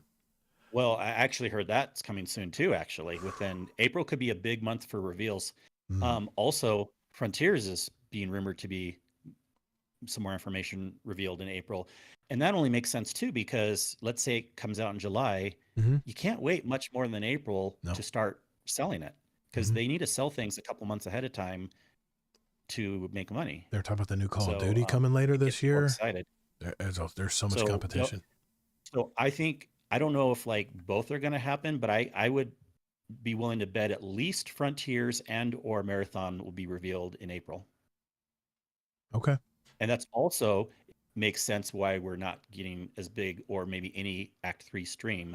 Right. I think unfortunately Act 3 may not be as amazing as we're hoping it'll be, but distract us by having good reveals for Frontiers and reveals for Marathon and then So, get all man, this stuff and yeah.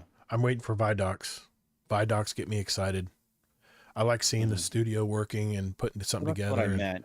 Reveal can be a Vidoc or whatever. It yeah, doesn't matter. I But caught that. yeah, But Vidocs are but that's the word. That's the magic words I want to hear. That'll get me excited. And all they're right. So I usually sidetracked. they're But no, yeah. no, no. Sidetrack all you want, man, because I do it to you all the time. No, I mean we're talking Destiny. I mean that's why we're here tonight. So, We're talking Destiny. So, and there's a question later that asks us kind of something about that. So we'll refer back to it. But going back to the to this week in Destiny, they talk about how's Act 2 treating you. In other news, Act 2 Heresy is here, so we expect everyone to be up to date with the current storyline involving Eris, Drifter, Sloane, and certain Echo of Navigation and his wicked sisters. To better understand new developments, jump into Court of Blades, a new activity with more than 20 bosses to defeat, and there were a lot of different bosses, that's for sure. 5 new weapons from the Heretical Arsenal. I've already got the sidearm. There's also a new are we catalyst. reading all this word for word? No, Because no, the two it I'm will not. take a I'm while. not. But I'm just reading the pertinent parts. So Yeah. it's the perfect time to jump back in the exotic mission, and like you mentioned, it says to jump into it's kind of misleading. Are we jumping into the exotic mission because you don't show where we can do it? So Yeah, I know. yeah, That is that is any the question still. I'm wondering. And I looked at raid secrets a little bit when you were gone, and right, I didn't really see anything that supposes that we're supposed to go back in the mission. So yeah, um, I don't know why yeah. Bungie's telling us to go back in the mission. And they're basically saying, hey, we got the new rush down, the boss rush down, get your trace rifles, all that stuff. And of course, the Lotus Eater rocket sidearm, which is from the Nightfalls. And Grandmaster, you get the depth versions. Okay, we talked about that. Upgrading your Guardian game class item. I didn't know we can even do this. In order to everyone to show how proud they are as being a Hunter, Warlock, or Titan, wearing their respective Guardian game cloak, bond, or mark is a requirement for the next 3 weeks. It's beautiful and it's totally worth it. It was a nice, and my bond was very cool looking. But it also means not using your trusty Artifice class items that hold. Okay, so they're just saying put it on. But yet we're going to. Sorry. Yeah. Yeah. Another PvP tuning review. Well, Okay. but the details is we're going to on Tuesday when the update comes out. Okay. So Okay. it's Yeah. soon. It Okay. basically as the time you guys hear Gotcha. this. So PvP tuning review. Over the last few weeks, we've been watching and engaging with combat in Crucible and taking some notes. We've recently taken a pass on Bolt Charge due to higher damage intended in PvP. So with the next update this week, we released some changes or this week, they released some changes for Redrix S-Stock, lightweight pulse rifles on the prowl, and smoke effects. We talked about that last week already. And we also shared it in our social media channels. But for those of you who need a refresher, we do not need it. So we'll move on to that. Snap skating, Warlock snap skating is unintended movement technique where players give some advantage in map control and general movement during combat. While it can be enjoyable and fun to master, especially in trials, man, this is so important to get to the point quickly. This presents some rough balance in PvP space, not just 3v3s, but in 6v6. Additionally, it's creating issues with readability of opponents mid-combat. Guardian bodies can becoming warped and stretched when skating, make it very difficult. So in the feature patch, they're going to address that. Closing time perk grants some game stats when your magazine is low, especially when enhanced on special weapon ammo weapons. As always, as players spawn in the low special ammo, for now, wink wink, these stat buffs are most always on in the Crucible, making various weapons perform a bit too well in 1v1s. Zealot's Reward, as an example, can hit some pretty far ranges thanks to this perk. Well, don't mess with that perk. I'm trying to get the Zealot's Reward crafted. And the always on nature of its functionality. That's been a function for a lot of perks that are PvE minded but work because we don't give us much ammo in Crucible. All right, so they're going to mess with that. Hipfire exotics, Tommy's matchbook, has become a frequent conversation among our online community, rightly so. For many years, this weapon has been a bit of a sleeper in terms of strength of its baseline improved hipfire functionality.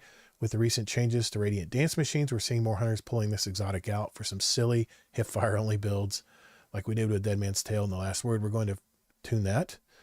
We'll also be re-enabling Dead Man's Tail and Last Word to interact with Radiant Dance Machines with a much more limited set of buffs, okay? And they talk about the Radiant Dance Machines being reworked. It's a bunch of technical terms. Don't worry about it. They're going to tune it where it's not so overpowered. That's all we need to know, really, right? The map lighting. Regarding lighting, we've been watching the conversation around the Trials of Osiris weekend from Solitude. There were a few spaces in the map doors, especially where players could feel blinded by exterior lighting. I didn't have this problem. Or have a difficulty identifying enemy barricades due to the warm lighting of Mars. As such, this map won't be featured in the Trials. Okay. Well, at least I got to play it.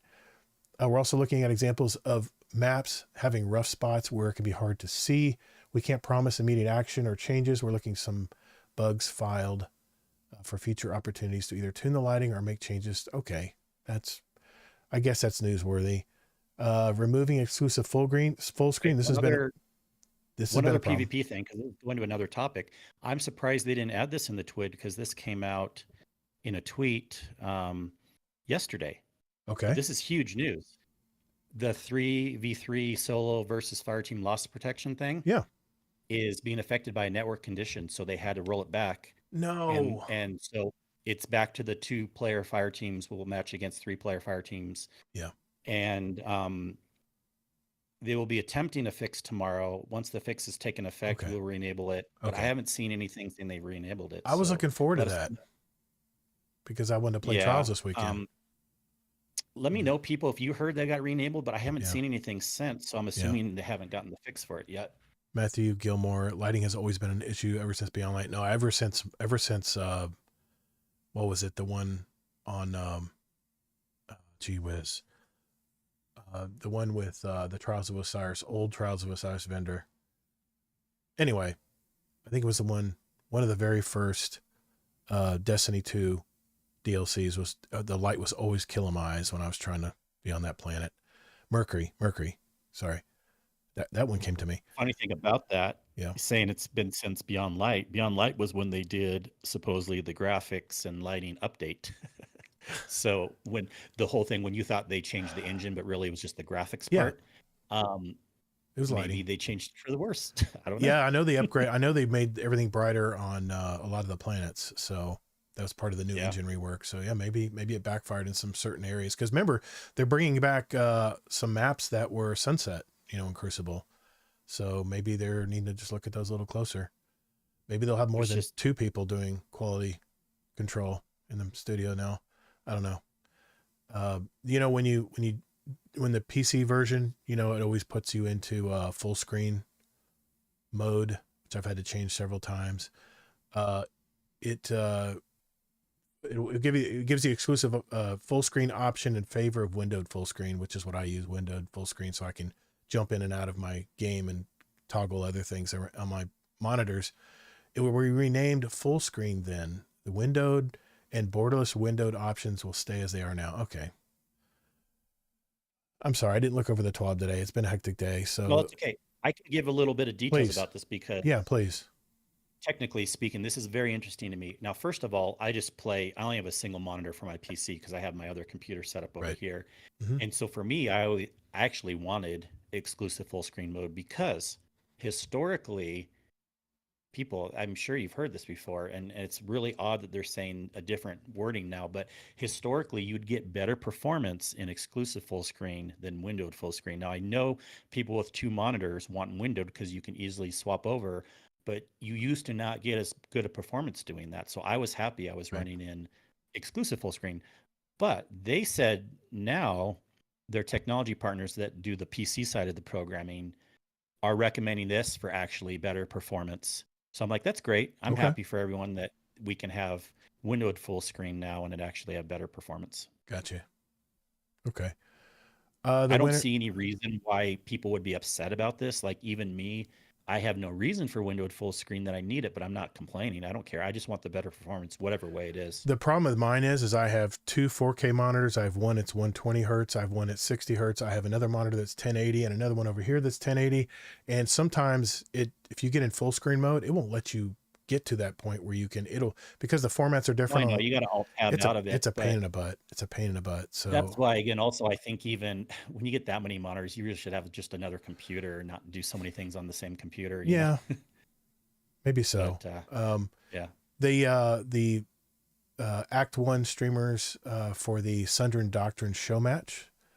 The winners were Special Hero, Quasar, and Ill Reverence. Took the top spot with a whoppingly speedy time of 11 minutes, 26 seconds.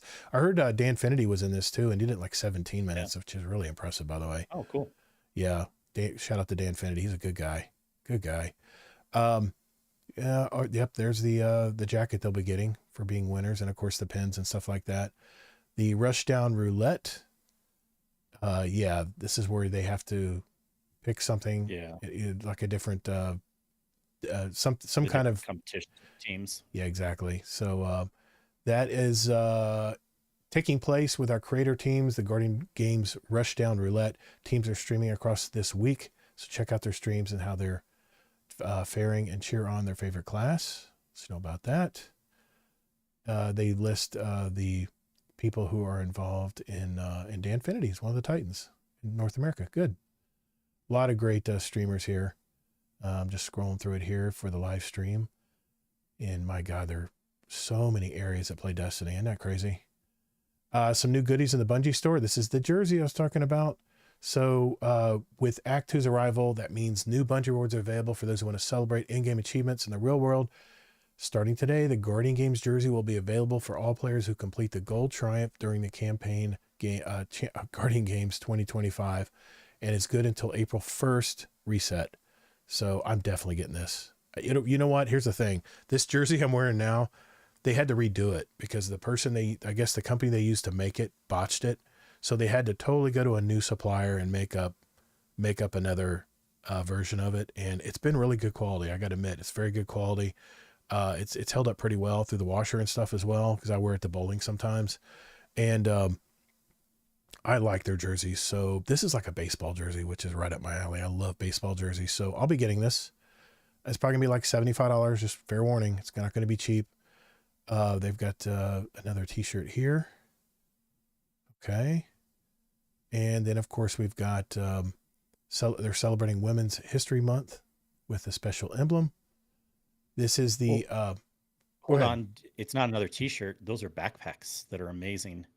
And those are, I might actually get the one on the left. Really? Okay. Yeah. Okay. Yeah. I'm not a backpack guy.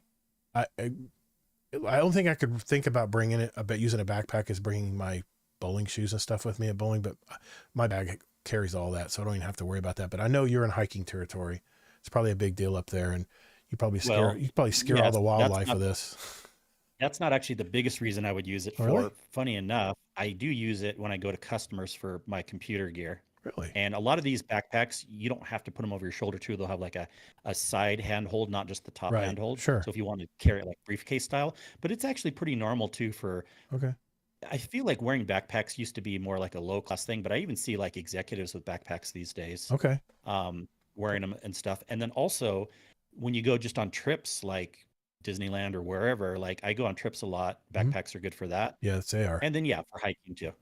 Yeah, and I'm sure it's a good conversation starter too. Man, that's a wild backpack. Where'd you get that? You can share that with them. Yeah. Happy Women's History Month. The Women at Bungie Inclusion, Diversity, and Equity Association, boy, don't say those words out loud, is celebrating the occasion with the Empowered Voices emblem.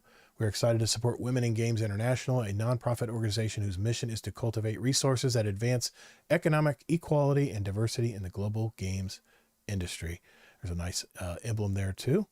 In honor of Women's History Month, everyone that makes a $10 donation to Women in Games International through the Bungie Foundation campaign will earn an Empowered Voices emblem for Destiny 2, and that's good through the end of this month.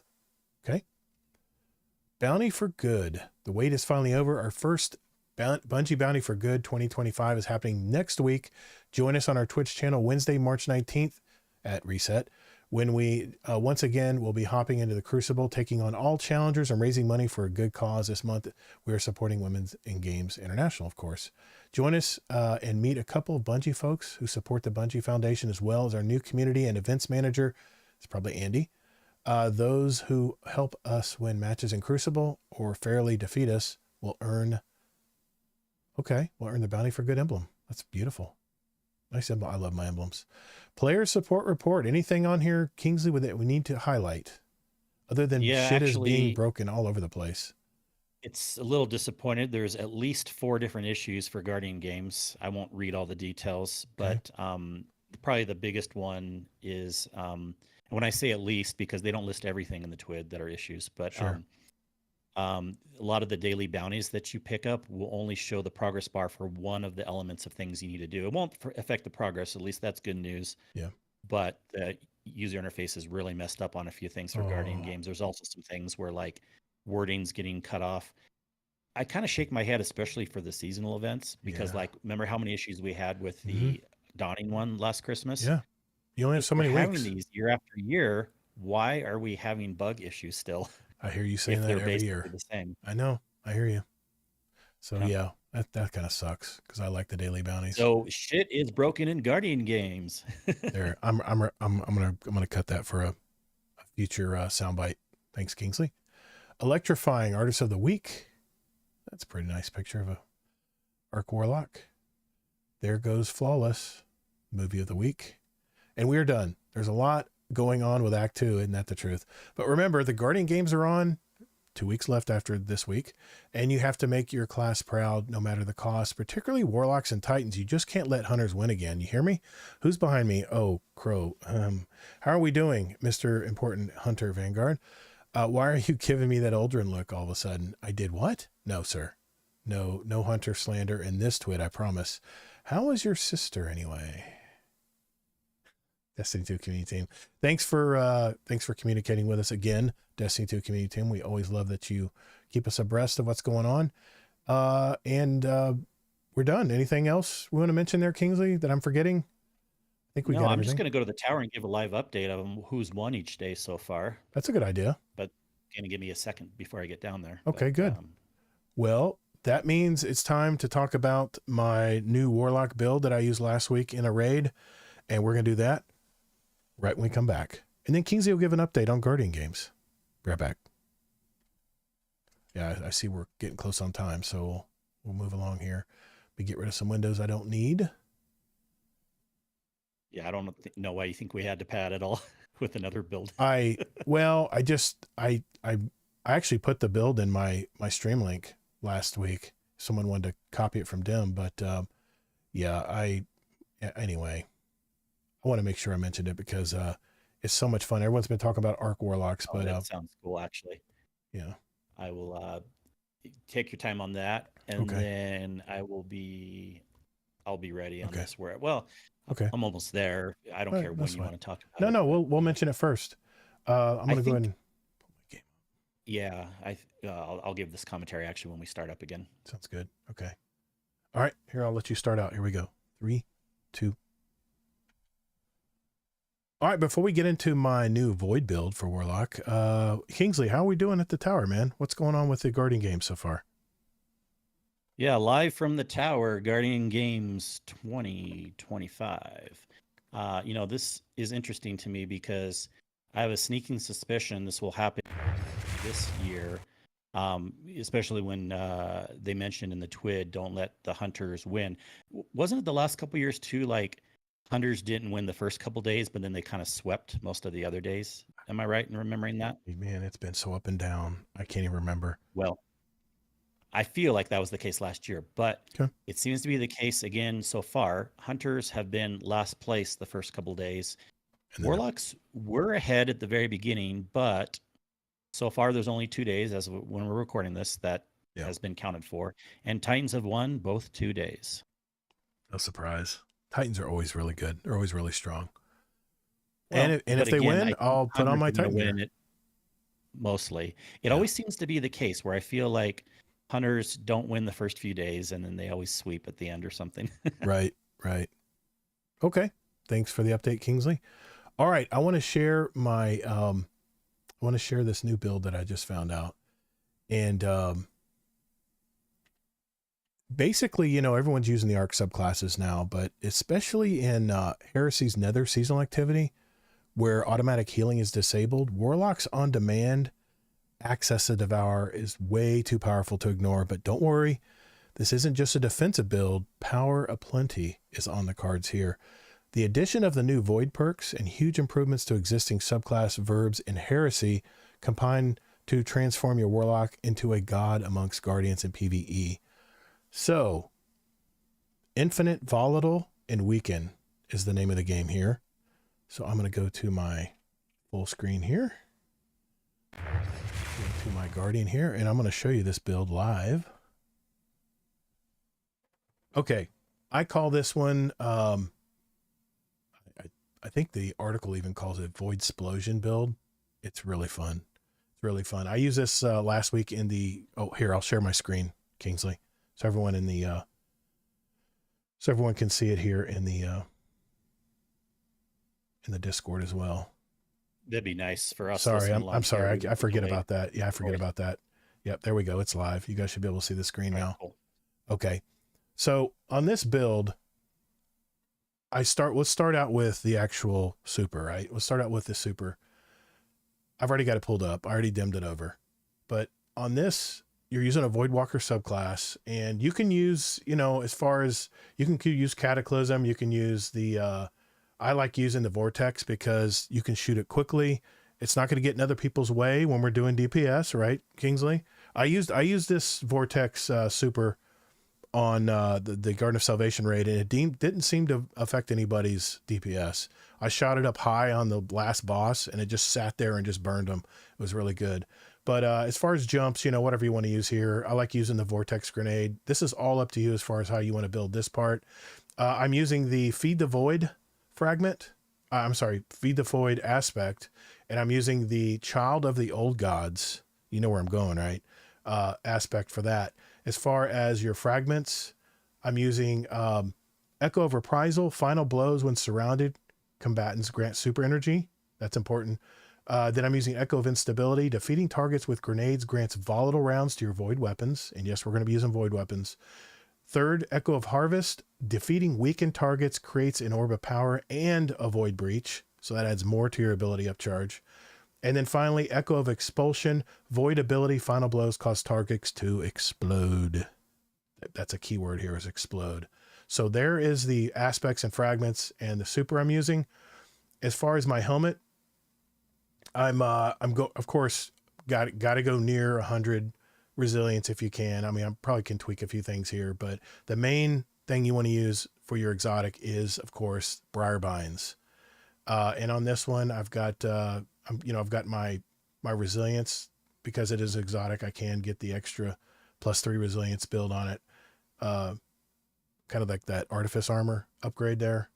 That does require an exotic cipher, by the way, if you want to use it. Impact induction, causing damage with a powered melee, reduces your grenade cooldown. Grenades are important here, guys. Also, focusing strike grants class ability energy when you cause a damage with a powered melee attack. You need your rifts because that's going to activate your little void buddy. That's going to do a lot of work for you. And finally, impact induction, causing damage with a powered melee grants reduced grenade cooldown again. So I've doubled up on those to get that grenade back as quick as possible. For the exotic helmet wise, I've got it's all about heavy ammo here. I've got the ammo finder, and then I've got also the scout. So my teammates that are playing with me will see tons of ammo bricks everywhere. So that is important there. And I've got a harmonic siphon because I'm using a void subclass. It only costs 1 slots as far as my armor goes. That's going to create orbs of power when I kill multiple things with void. Going to my chest piece, I'm thinking about PvE activities in general. That means harmonic resistance, which only costs 1, by the way. That also solar resistance. I can change this to arc depending on what kind of bosses I'm going to be up against, but I usually like to put on a concussive dampener mod because I hate getting stomped by bosses I get close to. This lessens the blow of fireballs and all kinds of other weapon and all kinds of stuff that's coming at you from bosses. That actually helps with this as well, not just stomps. So that's what I'm using there. On my boots, I'm using Void Harmonic Holster, which only costs 1 because I'm using a Void subclass. A Harmonic Scavenger. Void weapons get bonus reserves when picking up ammo by that weapon. I'm thinking of my heavy weapon here. It's going to be a heavy Void machine gun, by the way. And then, of course, Void Weapon Surge. Why not? Because we're using a bunch of Void. And that was for Kingsley, by the way. Also, on my class item, I'm going with my usual stuff. Bomber, Distribution, and Bomber. And you can use Reaper if you decide you want to use Reaper instead of Distribution. That's your call. That's kind of a personal decision there on how you want to use your Warlock. Weapon-wise, here it is. The Joxer's Longsword. Repulsor Brace enhanced and Destabilizing Rounds enhanced. This thing, just with ad control, this thing just mows through stuff. And I've got the extra perk, Heavy Ammo Finder Enhancement. Grants increased heavy ammo finder progress with this weapon's final blows. This is going to be the main weapon I'm using when I'm not doing DPS. So keep that in mind. That's good to have as an extra because my recoil is 100 because I have arrowhead break. So I don't need really any kind of counterbalance mod. So when you enhance a weapon, you get these extra little mods here, these little beauties here. And so since heavy ammo is usually at a premium when I'm doing PvE activities, I'm putting this extra ammo enhancement finder enhancement on, which really, I tell you what, I had more heavy bricks than I knew what to do with. So that's a great addition there. Joxer's Longsword, just play Crucible. So I got to do any kind of Crucible, even Trials, and this sucker will start dropping for you. And here's the kicker. Everybody plays any amount of Crucible gets a ton of their Ingrams at the Crucible at Shaxx.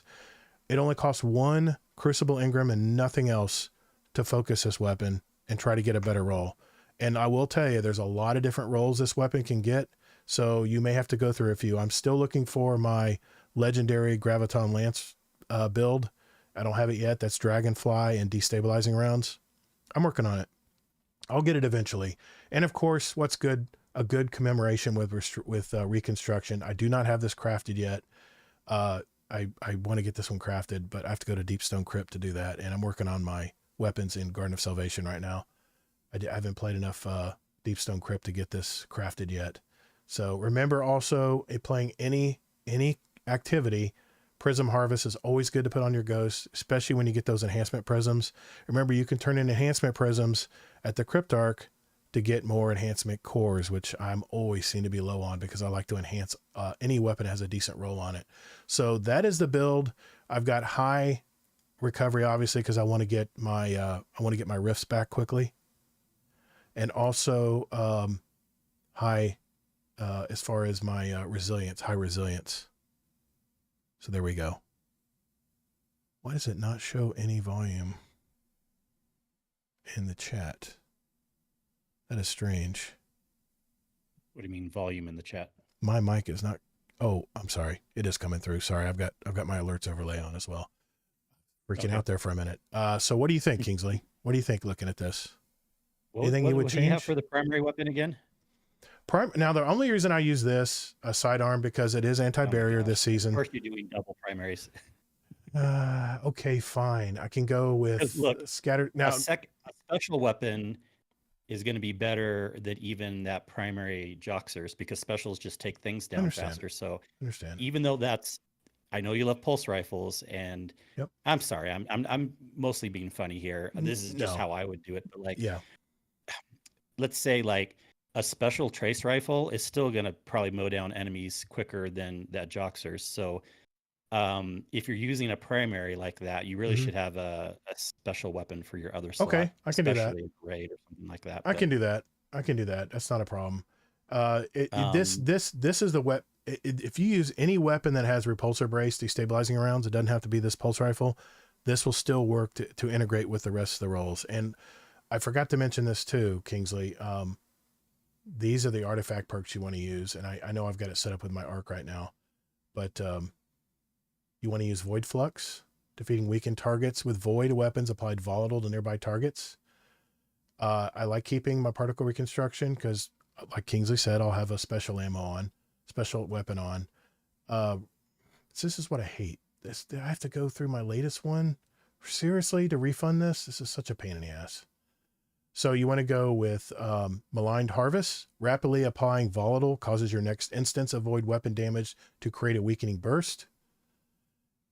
We'll refund that. Also, you want to use right here, Volatile Marksman. Rapid void weapon precision hits, by the way, and void weapon final blows grant volatile rounds. That's a no-brainer, right?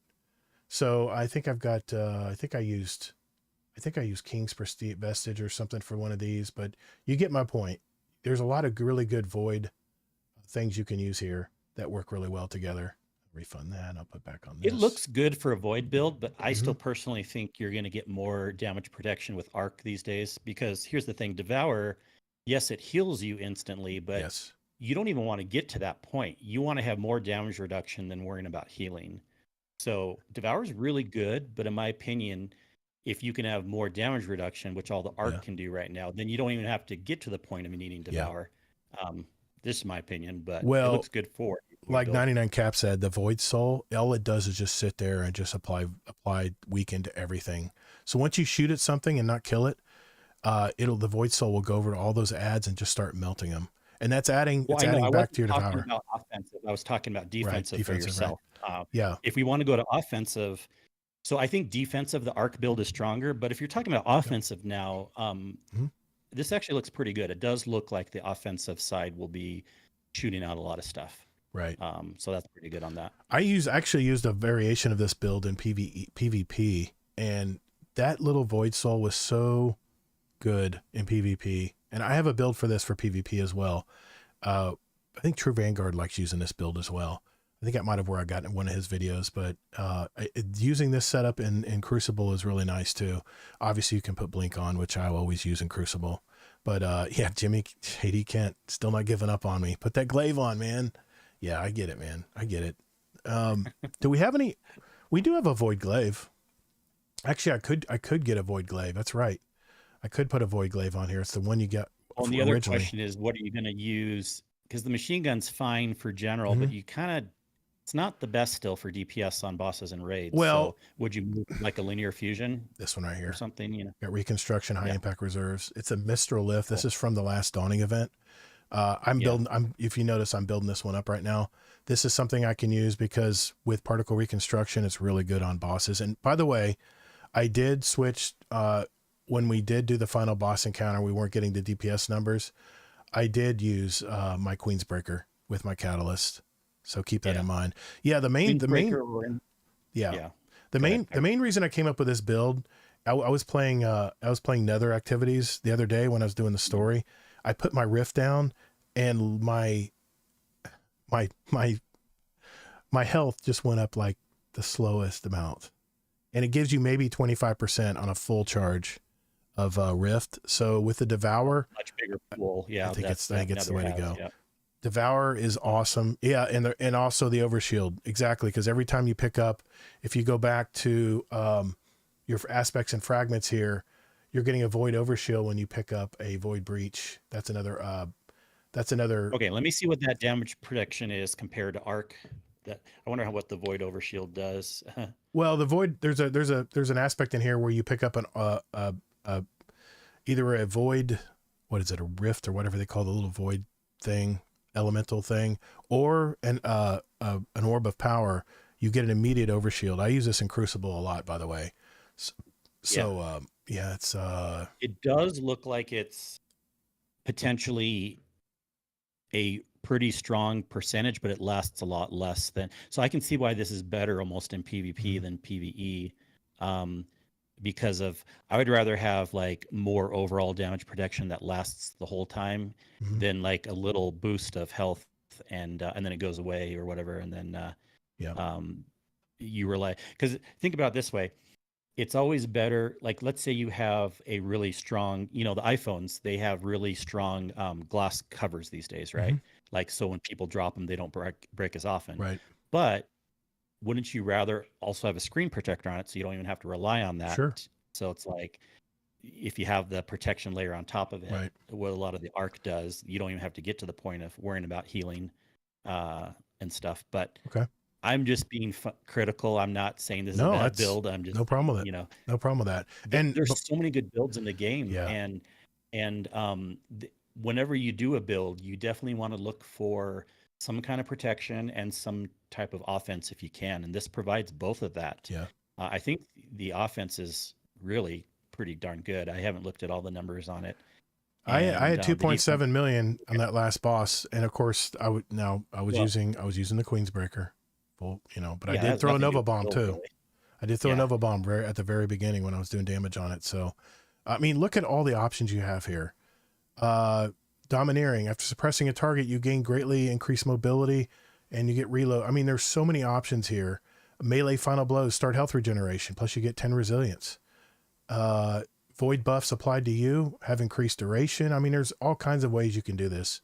Void grenades void grenades weaken targets automatically, so that bypasses a lot of things there. But this is the one, Echo of Vigilance. Defeating a target while your shields are depleted grants you a temporary void overshield. I use this all the time in Crucible, and it has saved my butt so many times as a void warlock. So even I was looking right here, the last one. Picking up a Void Breach or Orb of Power grants Devour. How easy is that going to be in a PvE activity? I mean, you have a ton of options here. Finisher blows, you get invisibility. Say you need to go, maybe one of your teammates is down and you need to go pick them up and you don't want to get slammed by the boss. So you do a finisher on a minor enemy and then go invisible and go pick them up. I mean, you have all kinds of things you can do here. Defeating weakened, that's currently applied already. So yeah, so Void is still very strong, folks, especially when you combine them with the seasonal artifact. There's really good Void setups in here that, and of course, even the dreadful finisher. You do a finisher and it gives special ammo to everybody. I mean, you can't beat that. So, and hold the line while surrounded. Machine guns and glaives gain increased reload speed and stability. Final blows heal you. I'm using a machine gun, but yeah, I agree. For DPS, the machine gun would probably not be the way. You'd want to go a linear fusion rifle, and in that case, like I said, I'll go with, I have a couple Void linears here. I have this one, the Doom Petitioner, well, loose change when you're talking reconstruction. about DPS, it doesn't even have to be void. All you want to do is Yeah, because again, Queensbreaker, it's not it's anything true. like that, but you just want to match your surge mods to whatever you do. So if you Yeah, happen to be a void linear fusion, then be sure yeah. you have void surge mods, I which think you probably do anyways with this build. But technically, you could do like a solar or an arc linear and then just have a solar or arc surge mods, just a personal aside here. Bungie, please, for the love of God, keep powering this thing up. I want to use this so bad. I want to use the Darcy so badly in PvE activities for DPS. I know you buffed it a little bit. It's still not enough. It's not overpowering the linear fusion rifles. I love this. This is my favorite sniper rifle in the game. And they just gave it such a wimpy amount of power. And it's a heavy sniper. It should be powerful because you're using heavy ammo to fill this sucker up. So come on, man. Anyway, I just had to get that in, just in case someone at Bungie Yeah, I mean, listens. Whisper has been good at times, but Darcy never really has been too Yeah. good at times. And I just don't know if it's ever really will, just because Yeah. it's kind of a different Yeah. aspect of a gun. Well, like I said, it's hold on, let me get this screen. Whisper just has so many things going for it, so that when the snipers Yeah. are in a good spot, Mm-hmm. then Whisper will probably always be better than Darcy, unless they can do something really unique with Darcy. I don't know, Yeah, machine gun and glaives. I know, JD. We're gonna run a raid one of these days, man. You're gonna show me how you work that glaive, man. I want to see it now. Now, I'm really proud of myself. When I was doing the boss rush yesterday, I was using that glaive that you saw in my inventory. I felt powerful as hell. And whether I was shooting it like a shotgun with a burst, and man, it reloaded so fast. Let me see what was that. Hold on, let me. That was now that we can use the edge of concurrence on all our characters. This little bad boy here is fantastic with an arc build. I can't put it on because of this right here. This little bad boy. I'm ranking it up. I'm ranking it up too, but I do have the lightning seeker on it. And once you build up a few kills with it and you hold down your reload button, this thing just blasts away as far as arc damage. This is really fun. This was really fun to use in the boss rush yesterday and in the and in the cord. I used it in the corded blades as well. It would, with the arc build, it was really destroying stuff. So 2 really good builds there. I mean, 2 really good builds for warlocks. And I think I think a lot of these aspects you can use on the Void I'm talking about, you can use on other characters as well, like your hunters and your titans. I think they have these aspects as well. So you might even be able to use this on your, because I know Void Titans are strong right now. So just saying, we've got a lot of options out there, a lot of cool things you can build right now. So I just wanted to mention that because I actually put the link in my last stream. If you guys want to, and I'll put it in the show notes. I'll try to remember to put it in the show notes too, for those of you who are listening right now and want to hit the dim link on that. I'll put the dim link in the show notes as well before I release the podcast, the audio version this week. So yeah, there it is. Just want to let you guys know about that build. And that's probably one of so many types of builds that you can do in this game. And the reason I had the Traveler's Choice on is because it was, when you're killing stuff with that sucker, you can reload, you can charge up your abilities so fast. And if I was just happen to be lacking in other areas, that's the reason I had that on. But you can use anything for your primaries.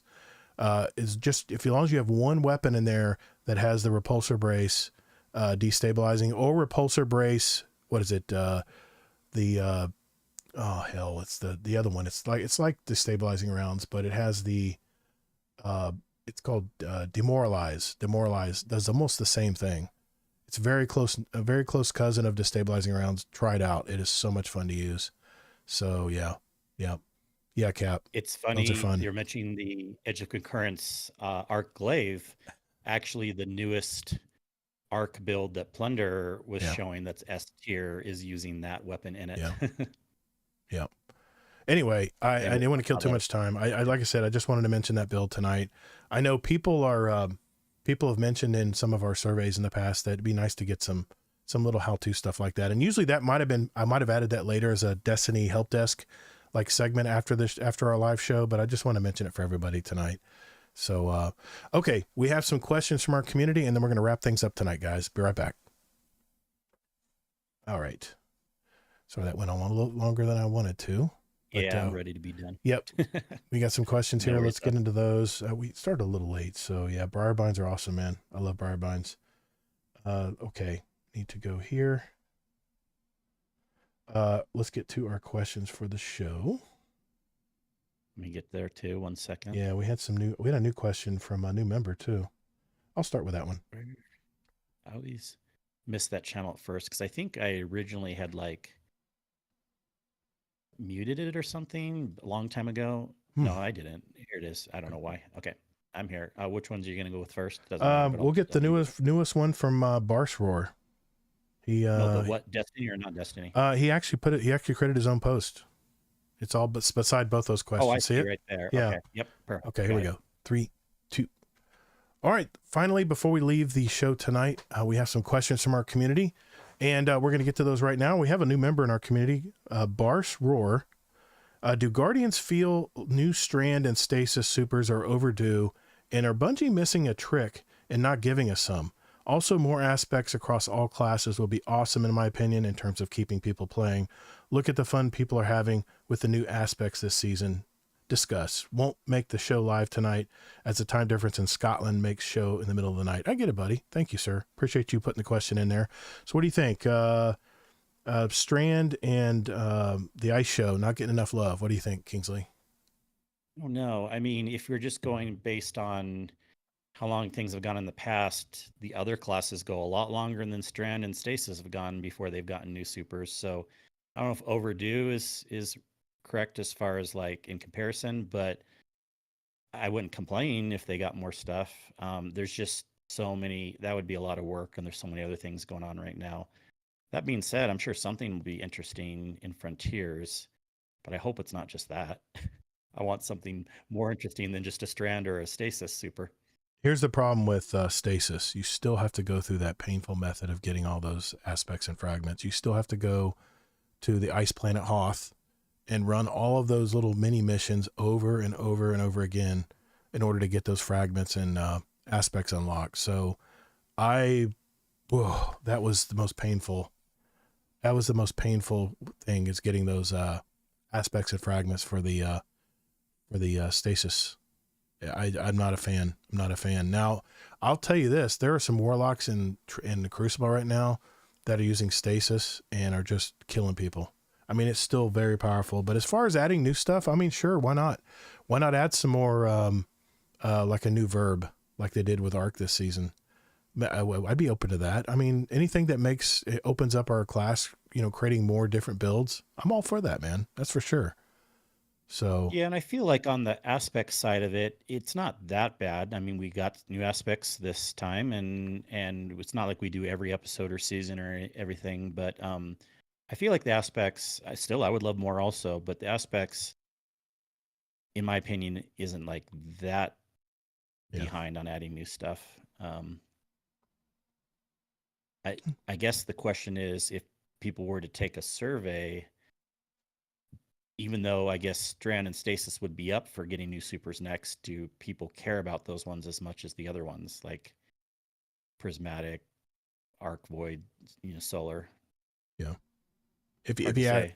if you ask me, I think I they just need word to. on the street is, especially in PvE, word on the street is not many people care about Stasis, Well, the problem in is PvE. Prismatic uses both. I mean, you can use all kinds of Well, yeah, different of the parts of it, darkness parts of subclasses, it. mix in with it. Yeah. I think I'm really surprised they haven't added more aspects and fragments for Prismatic, because for the longest time there, I wouldn't put it down. I had the best of both worlds. I had the dark and light subclasses mixed together. It was so much fun to use. I don't know. I think if anything, they should go with more aspects and fragments for Prismatic. I think that's the future of Destiny, is the Prismatic subclass. I think it was something they mentioned that they brought early to Final Shape that they weren't planning on bringing to Final Shape, but they had to put a little extra spice on it, right, to get people excited about it. And I'm so glad they did, Yeah, I man. I love guess. that. But then they've kept working on the light subclasses since then, so it's not like those are going to Yeah, be going away, I I don't think. I Why would they guess put not. all this work into Arc and then it's going to go away in Frontiers, I guess not. I mean, it Yeah. really surprised me, because I thought they were going to go the other direction. I thought they were going to keep building on the Prismatic, but I don't know. I think I know. I think, once There's too many things for them to work on right now. That's the problem. Is like limited team. what's next? Yeah, exactly. Limited team. Okay.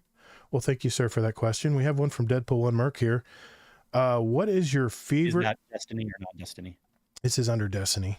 Okay. What Sorry. is your least favorite raid to teach or Sherpa? I'm just gonna say it quickly because it's last wish for me. I hate that raid.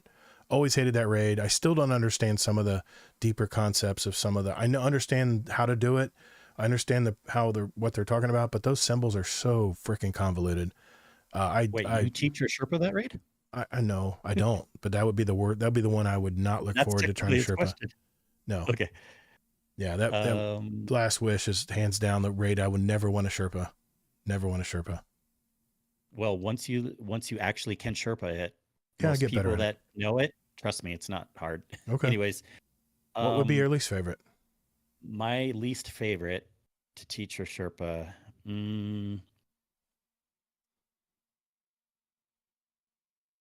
probably Ron. Now I'm going to exclude the newest raid just because I never really got to a point of being able to Sherpa or teach that. See, I'm being fair with the question. Since I can't Sherpa or Okay. teach the new raid, I'm not going to include it. But I think I would actually like teaching it though, the new raid, because for the time I did it, a couple times I did it, I liked the raid enough. All right, I'll answer the question Ron, too. Go ahead. Ron, the reason why I don't like teaching or doing a Sherpa is because it has a different style to it than a lot of other raids, where there's a lot of misconceptions people have of like what jobs are easier or harder, and a lot of things that can go wrong, and different opinions on how to do things. And it's just, it seems messy to me too, especially when you're trying to go through the jumping puzzle. There's no reason you need to have that messy of a in between encounter.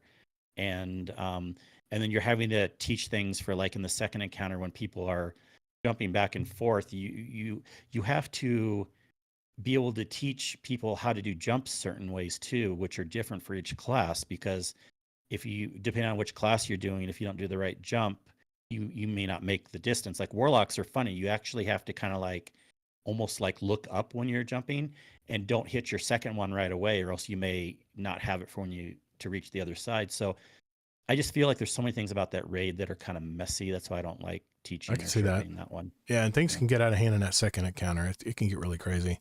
Things don't work right, and it just gets frustrating. Hmm. I will say this: there's not many raids. I got a handful that I can Sherpa, but I remember back in the day we would Sherpa the Leviathan raid, just the first one, the basic raid. That one part where you had to do the directional signals, the red light, green light stuff, where you had to shoot a certain red light, green light, and people, and then you had a runner that was running around going. You had to open up stuff by shooting the symbols. Man, that was so frustrating to Sherpa, and people just got so confused standing on those podiums and trying to shoot knowing when it was their turn to shoot that stuff. That would probably be, if we're talking about a raid that I did Sherpa, Leviathan would be one that it You was didn't really like tough. doing that because of that part. Yeah. I'm trying to So remember many what I times. thought about that part.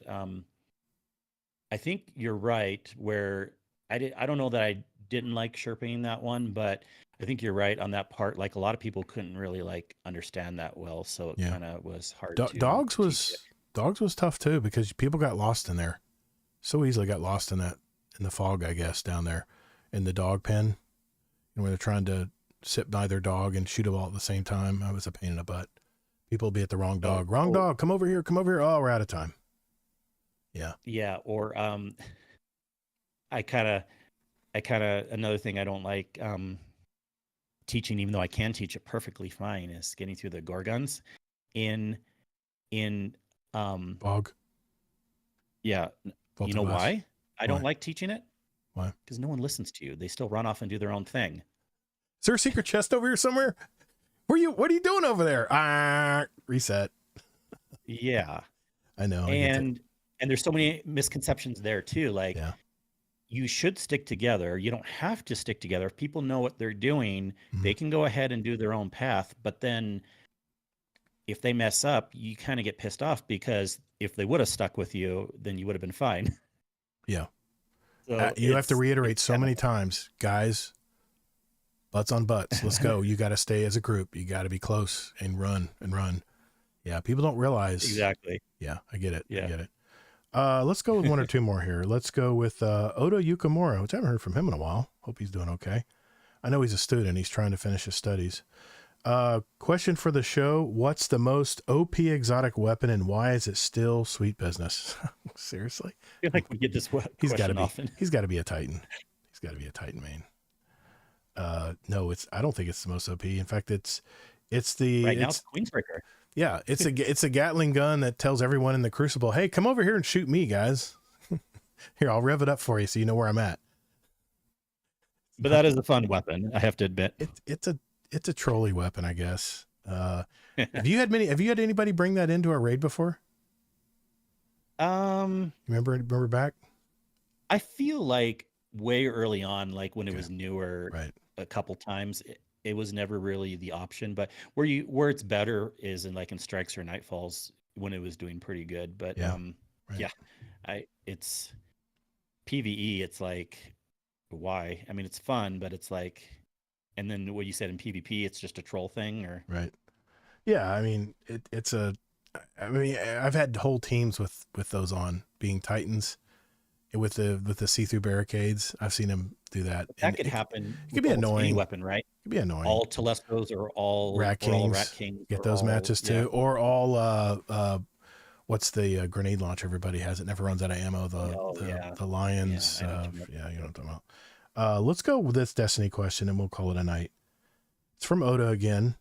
Question for the show: with a 10-year roadmap ending, what is next for Destiny? Another set of DLCs or Destiny 3? Well, we know not Destiny 3, even though I want there Yes. to be, because Bungie has basically Right. said that. So yeah, we can rule that it out. doesn't mean it's never happening, but the earliest I would see it's happening is 4 to 5 years from now. And that would only be if they change their mind and I don't start know. thinking about it a year or two from now and then announce it a year after that. I don't know if they're going to be a Destiny 3. I used to think there was, but I don't know so much now. So DLCs is the answer. I mean, Frontier is technically like a DLC. You know, it's a yearly big update. So, my guess is, in some aspect, whether Destiny ends in a couple more years or they eventually decide to make a Destiny 3 or something, we're gonna have at least one more. Well, okay. It's a very small chance Frontiers would be the last year, but then there's a much bigger chance the year after Frontiers could be a last year, and hopefully there'll be something else coming. But so another 1, 2, 3 years of DLCs is kind of my guess right now. It's going to matter on two things for me. One, how popular Marathon becomes.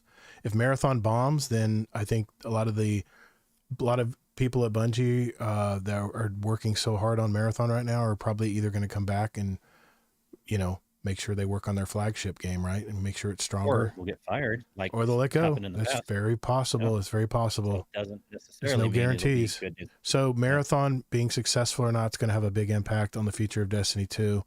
And some people will disagree with me there, but I don't know. I think right now they have a limited staff, and I think a lot of their energy right now is really pushing out Marathon. I think Sony is really hard bent on getting that game out this year. So we'll see. Like you said, April 1st, maybe we hear something about Marathon.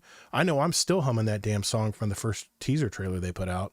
I mean, that was an awesome trailer. One of my top 3 trailers from Bungie. And now the other thing would be how Frontiers is received. If they can't get back a lot of the player base of Destiny 2, and it continues to go down every season, then they might just see the writing on the wall that it's time to, go to something else, try to make something else with Bungie.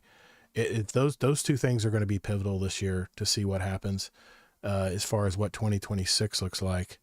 I don't even think they're even thinking about. Always fired people recently the last couple of years. Why wouldn't they just do that again if Marathon didn't do well? All these firings, it seems like these studios are just like hiring people for projects and then letting them go, like on contract work. There's something to be said about keeping your base talent. I mean, a lot of people who make Destiny now weren't here years and years ago. A lot of new faces at Destiny now, and you don't want them to lose that spirit of the game. The people who made this game what it was in the early days of Destiny, even a lot of those people aren't here anymore. So that worries me as far as creativity goes. But we'll have to see. We'll have to see what Frontiers does. Apollo and Behemoth. Okay, whatever, RNG. We'll have to see how those 2 big DLCs land. If they don't land well and the numbers start to dwindle, then I think Destiny might be in trouble. We'll have to see. It's all going to depend on what's this next big saga. It's not going to be Light and Dark anymore. So what's the saga going to be? Where's the big baddie? What's the big boss? And then you'll say the same thing at the end of Frontiers when it's not doing good. We'll see what the next big thing is. I don't know. I don't know. I used to be a total Destiny shill. I'm definitely much more realistic now that we've gone through a lot of strife with Destiny 2 over this last year. So we'll have to see. I feel like the majority of people that dropped off, it really was because of this year, not the wait and see for Frontiers. So it's like lost opportunity to me. The true diehard people, if Frontiers is just okay, not the best, they're going to say yet again, we'll see what's coming forever and ever and ever. But people are dropping off because at some point, enough is enough. And for a lot of people, that was this last year because boy, going down to the. Actually, let me see what player count in the last couple of days. I was going to ask you that. I know, we're at probably 50% of the numbers it used to be years ago. I know we've lost 50%. Oh, no, it got down way more than that. When it was down to like 19. I'm sorry, but if you look at the average of how many people come back, that's what I'm looking at. When a new DLC drops, what's the numbers then compared to the past days? I think it's a lot lower than it used to be. Lightfall was what, 300K? 300K people. It was like one of their record setting, and then they fell short with that DLC. And Final Shape saw lesser numbers because Lightfall really hurt the player base. Yeah. So when the beginning of Heresy came out, it got up to 78,000 for the high. Now when this came out on Tuesday, Act 2, it got up to actually, hold on, that's the wrong one. I'm looking for every. It got up to 67,000. So it's still got a good bump, but right now, that was on Tuesday. Right now, the last 2 days, we're hovering at. So let me 1 second here. We're hovering at about 45,000 for the high.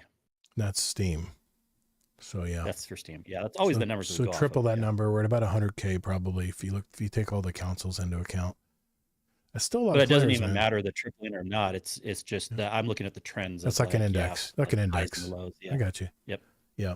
I don't know. We'll have to see. We'll have to see. Maybe that'll be another episode down the road as we get to know more about what's coming with Frontiers and Marathon. I mean, that's really to me, that's going to be the deciding Because factor.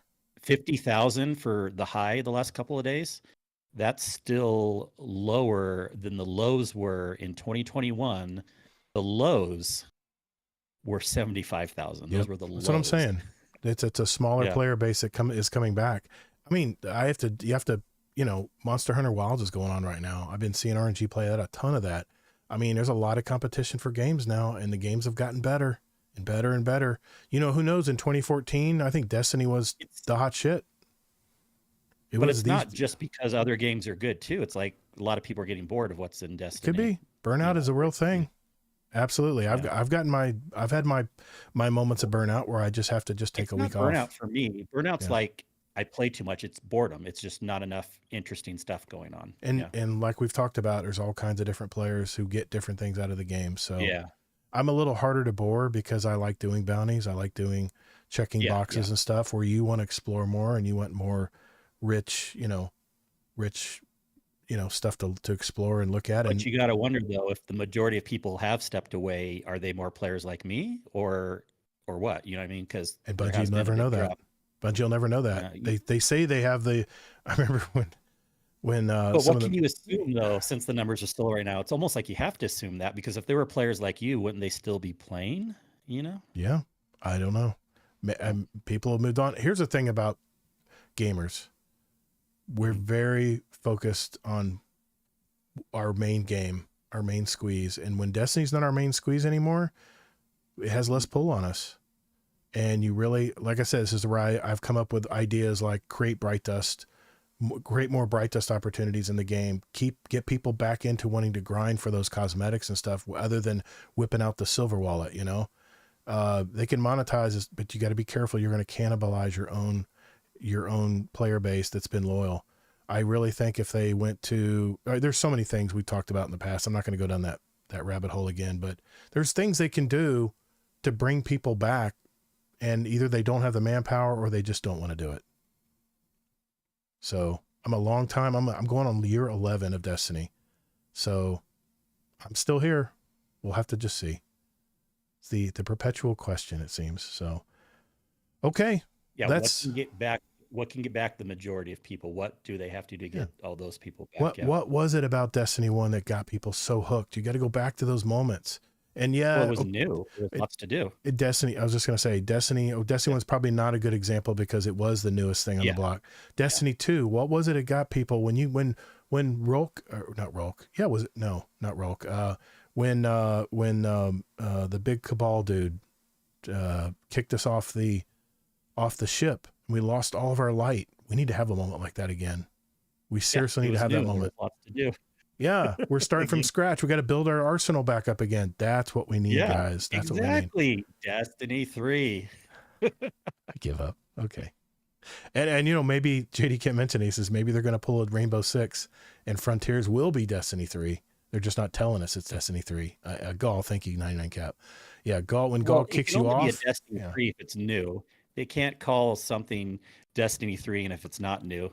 And new means like we have to start from scratch. Yeah. So if we're not starting from scratch, it's not new. They can't call it Destiny. And you know what the sad part about all this is? New players can't have that experience where Gaul kicks you off the ship. They'll never be able to experience that. They got to watch a video instead. It's not the same. It's not the same. So, and Guardian ranks, maybe that's helpful as far as getting people to check boxes to get stuff unlocked as they play the game and get to learn how to play the game. But it's not anything compared to limping into the EDZ with nothing but the damaged pistol on your back and broken armor. You got to go back to that moment. If they brought that back, that's not going to be bringing everyone back. No. I'm just saying we need a moment where we felt like that, where we had to start over, and we got a limited arsenal back. On that point. That's what we need. And but the question is, are they going to be willing to go that route again? Or are they just going to keep spoon feeding us with a lot of the same stuff? If they do, then who knows what 2026 holds for Destiny 2? We don't know. It's a good question. I know we get it a lot, so I figured we'd end on that tonight. So thanks everyone in chat. You guys have been awesome tonight. I love the comments we've been getting. I've been trying to show a lot of them on screen that are in my YouTube channel, and I've been keeping an eye on the chat as well in the Discord. We thank everybody for coming out tonight because this was awesome.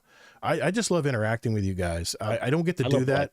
Yeah, I don't get to do that very often in the Discord because I'm working and I get home late and I want to play, and there's so many different things pulling at our attention these days, but it's so awesome that you guys spent the time to come out here and hang with us tonight. And I really love doing that. So thank you guys.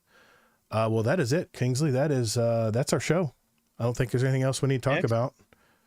I probably packed a little bit too much in tonight. I get that way. It was a last minute show tonight, this week, and I was thinking, okay, what else can we talk about? What else can we talk about? But apparently there was already a lot of stuff to talk about. So we did run long tonight. I apologize. So we'll get that corrected next week. Next week, by the way, is our roundtable episode. And Kingsley, who are we going to have on our roundtable next week? Oh, so you want me to announce it? Go ahead. I'm good with announcing it. Go for it. I'll watch. He won't show up now. Sin's coming on. Sin Media. The original Sin Media is going to be on our show. Yes. Good old buddy. For anyone who doesn't know, I'm sure a lot of people know Sin, but he's one of our mods. Is basic. Yes, he is, of course. But also and we'll talk more about it next week, but he and I started the Guardian Hub way back in the day. And one of the main people that we started one of the communities back in the day, and also just being involved in Destiny, playing together whenever I see him online. I'm always wanting to group up with him first.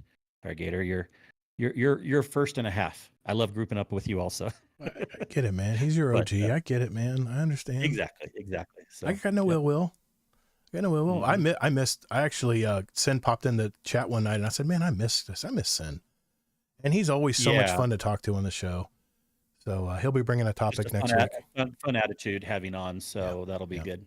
Now, important podcast note here. We will be starting an hour later next week. It'll be 10 p.m. Eastern because he has to get off work, and his job is crazy. It's and we're just lucky to have him next week. So we'll have Sin Media on next week on our roundtable episode. Maybe a fourth member. Haven't locked that in yet. I've asked the patrons. No one came forward from the Patreon community, so I may start asking around if someone else wants to come in. Again, with what we've seen week after week, I'm sure even if it's us three, I'm sure we can pad it long enough. You'd be surprised.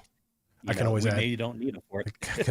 I can always add another topic. Don't worry. There's so many topics to talk about and so little time. That's for sure. So, all right. Thanks everybody. If you guys want to contact us, Kingsleymac, where do we find you? Kingsleymac, all the places. I have to at least ask. You can find me as ToddtheGatr, 2 Ds, GATR everywhere. Games, Twitter. I think I'm on, I don't know, some of the other, it's ToddtheGatr. Just remember ToddtheGatr, 2 Ds, GATR. And we thank everyone for hanging out tonight. And we'll see you guys. See you guys in the Discord. Take care, everybody. Later on. Have a good one. I try not to interrupt you. I know you're trying to time that. I know you're trying to time that.